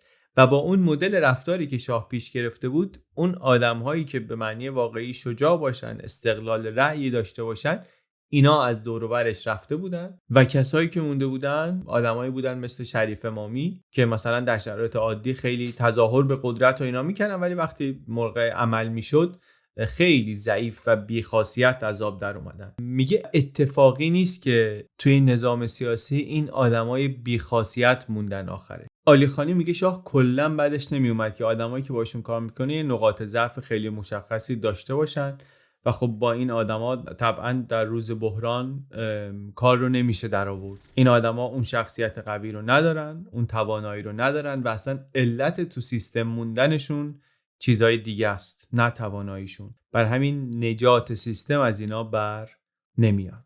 دهه‌ای که بهش میگیم اصطلاحاً دهه طلایی 40، دقیقاً دهه تقویمی 40 نیست ولی تقریباً از نظر شاخص‌های اقتصادی و موفقیتاش در تاریخ ایران گفتم کم نظیر، واقعاً اگر بی‌نظیر نباشه. هم خودش هم اثراتش، چون یک جریان خیلی قدرتمندی مخالف این فرایند توسعه درست شد اون موقع. خودش ضد توسعه بود ولی ضد غرب گرایی خودشو بیشتر معرفی کرد و اومد بعداً داخل قدرت سیاسی هم آمد. اون تجربه موفق با مشکلاتی مواجه شد که ما نمیدونیم اگر اون نظام مونده بود میتونست اون مشکلات رو حل کنه، میتونست خودشو به مسیر برگردونه یا نه. منتها تاریخ اون چیزی که اتفاق افتاده، ما هم درباره اما و اگرها صحبت نمی کنیم، پیشگو نیستیم. اون چیزی که اتفاق افتاده اینه که نظام حاکم یک کمی بعد از این که توقف کرد، اون رشد رو نتونست ادامه بده، سقوط کرد و بعدم دیگه اون تجربه ادامه پیدا نکرد، متوقف شد. بعضیا مثل داریوش همایون میگن که این سقوط و این که جامعه تمایل داشت مسیر برعکسشو بره به خاطر این بود که پروژه توسعه شکست خورد و به بسیاری از اهدافش نرسید، ناکام بود در رسیدن به اهدافش. درباره اینم که این موفقیت کار کی بود، نقش کی بود، بحث هست بین آدمای مختلف. بحث هست بعضیا نقش خود شاه رو و چشماندازی که داشت و داد رو خیلی برجسته میدونن، بعضیا روی بوروکرات‌ها و تکنوکرات‌های کارآمدی که بودن مثل همین علی خانی و معاونینش و نیازمند و اصفیا و فرمانفرمایان و مجیدی و درباره اینها صحبت میکنن. بعضیا میگن که نه، این یک دوره تاریخی بوده، اصلا خیلی زیاد این رو اصلا باید در کنار دهه 60 اروپا دید و جاهای دیگه دید و اینا. ما ولی الان میتونیم یه خورده اینا رو وسیع‌تر هم ببینیم دیگه. ما الان چیزایی میدونیم که علی خانی نمیتونست بدونه اون موقعی که داشتیم مصاحبه رو میکرد. هم تجربه‌های داخلی رو هم تجربه‌های بین‌المللی رو ما دیدیم که چشمانداز توسعه داشتن خیلی مهمه، اراده توسعه داشتن مهمه. این که بگیم ما میخوایم که به این سمت بریم، سیاستگزار، حکمران بگه که میخواد به این سمت بره و بدون این اولویتشه، این مهمه. اینطوری نیست که همه در این جهت باشه، همه نیستن، بعضیا دوست دارن بعضیا دوست ندارن. این که اراده باشه واقعا لازمه ولی کافی نیست. ابزارش هم باید متناسب با این اراده و هماهنگ با این اراده توسعه پیدا کنه و وجود داشته باشه. اگه یه بخشی از جامعه ارزش‌هاش رو یهو می‌بینی که داره به هم می‌خوره توی این فرایند مدرن شدن، حکومت هم در شیوه حکمرانی خودش، در نوع روابط توی قدرت بین قدرت سیاسی و جامعه، باید بفهمه که چیزا تغییر میکنه. دیگه نمیتونی شما با اون روش قبلی که داشتی اداره میکردی اداره کنی. لازمه این مسیری که داری میری این ابزار جدیده. همونطوری که به جامعه داره این شوک وارد میشه، به تو هم باید این شوک وارد بشه و تو هم باید خودتو باهاش هماهنگ کنی. و کسی که قدرت تمام و کمال دستشه، این براش راحت نیست، این خوشایندش ممکنه نباشه. دهه 40 چشمانداز بود، اراده بود، ابزارم اون موقع باهاش متناسب بود. منتها اون ابزاری که اون موقع متناسب بود دیگه بعد از یه مدت دیگه مناسب نبود. جامعه عوض میشد، یه جای دیگری از فرایند بودیم و حکومت آماده نبود که خودش رو با این دوره جدید هماهنگ کنه، تن به الزامات این دوره جدید بده. و اگر وضعیت دهه 40 پایدار نشد، یک دلیلش اینه: در خوب بودن اوضاع اقتصادی در دهه 40 شکی نیست. این نیست که بگیم چند تا تصویر تختی شده است و عکس رنگی شده است و مال یه گوشه است و اینطوری نیست. شاخص‌ها کاملا گویا صحبت میکنن. منتها تجربه پایداری نیست. نه تنها پایدار نیست، خیلی راحت معکوس شده و به قول علیخانی مثل تراژدی یونانی همون چیزایی رو که ساخته بود خودش نابود کرد. به نظر من اگه یه درسی میخوایم ازش بگیریم اینه که چشم‌انداز لازمه و اراده لازمه، شرط لازمشن اینا، ولی آمادگیش رو باید سیاستمدار داشته باشه که به صورت هماهنگ ابزارهاش رو هم تغییر بده. اگر نه پایدار نخواهد موند، میتونه برگرده. و این میتونه برای ما مثلا یه درسی باشه. اگه یه درسی ازش میخوایم بگیریم، این یه نقطه ارجاعه که اگر دوباره اون شرایط لازم فراهم شد، اون اشتباه رو تکرار نکنیم. علیخانی وقتی که بهش گفتن که درباره این دوره‌ای که عملاً سکاندار اقتصاد ایران بود نمره بده به عمل کرده خودش، میگه من ایراد زیاد داشتم و اینا، ولی من مجموعاً به خودم نمره قبولی میدم. بعد یه جمله‌ای از ایشون نقل میکنه، خیلی جالبم هست. میگه که اقتصاددان عملی کارش مثل پزشک دهکده است. مریض رو باید بیاره رو میز آشپزخونه و با کارد آشپزخونه و در شرایط غیر استریل عمل کنه. توی این شرایط بیمار رو باید از مرگ نجات بده. اینجا دیگه کتاب و فرمول و این اقتصاددان اینو گفت و اینا به دردش نمیخوره. نه اینکه اونا غلط باشه، ولی هنر اینه که چیزی رو که تشخیص دادی در آدم نظر درسته بتونی اینجا تو این شرایط اجرا کنی، بتونی لای دست و پای همین شریف امامی و جعفر اخوان و این والا حضرت و اون درباری و اینا کارهای اقتصادی رو مدیریت کنی. سیاست هم در واقع همینه. یه تعریف خیلی ساده‌ای واقع‌گراها از سیاست میکنن، میگن هنر ممکناته.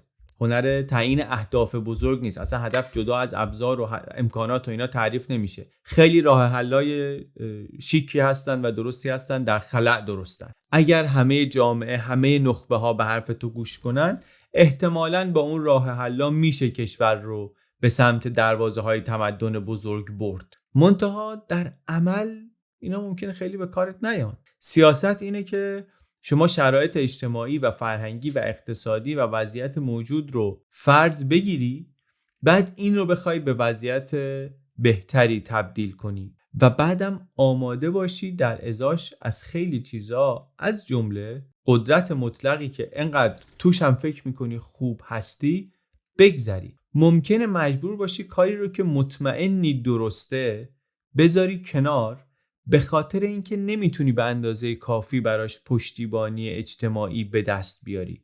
بذاریش کنار یا به تعویقش بندازی یا اصلا برنامه رو عوض کنی. ممکنه مجبور باشی توش وقتی تصمیم میگیری قیافه مخالفین سیاسیت رو هم جلوی خودت تجسم کنی. اونها رو هم به عنوان بخشی از جامعه در نظر بگیری که نمیشه حذفشون کرد، نمیشه در نظرشون نگرفت. وقت مجبور باشی مسیری رو بری که نیاز داره به قانع کردن یه بخش بزرگتری از مردم برای همراهی. اینطوری به جای اینکه مراحل رو بسوزونی بری جلو یکی بعد از دیگری، اونطوری که هویدا میگفت، مسیری رو ممکنه مجبور بشی که طولانی تره ولی احتمال موفقیتش بیشتره. رهرو آن است که آهسته و پیوسته رود گفت. تجربه دهه 40 رو ما هر طوری بخونیم سرانجامش اینه که اینطوری نشد دیگه. حالا میتونیم یه بازی تقصیر این بود تقصیر اون بود، این خیانت کرد اون خیانت کرد را بندازیم، یه بلیم گیمی بکنیم که هیچ توافقی هم هیچ وقت سرش نمیشه رسید، فقط میشه یک خشمی رو خالی کرد و یه رضایتی گرفت از این که مثلا من دادم و بلندتر زدم، فایده هم معلوم نیست داشته باشه یا نه. میشه هم نگاه بکنیم ببینیم که بسیار خوب این تجربه بود با یه موفقیت‌هایی و یه ناکامی‌هایی. نتیجهش چی به ما میگه؟ نقصاش کجا بوده؟ کجاهاش قابل تکراره؟ کجاهاش رو باید عوض کرد؟ چه در سطح کوچیک، چه در سطح عملکردها، چه در سطح کلی‌تر توی سازمان‌ها و چه در سطح خیلی خیلی کلی‌تر و اینکه کلاً فرمانروا، سیاستگزار کلی نگاهش به قضیه چی بود؟ ارادش چی بود؟ کجاها اونطوری که فکر میکرد پیش رفت؟ کجاها اونطوری که فکر میکرد پیش نرفت و چرا. ما کارمون اینجا همینه، مرور تجربه های تاریخی گذشته برای اینکه بتونیم آینده بهتری تصور کنیم.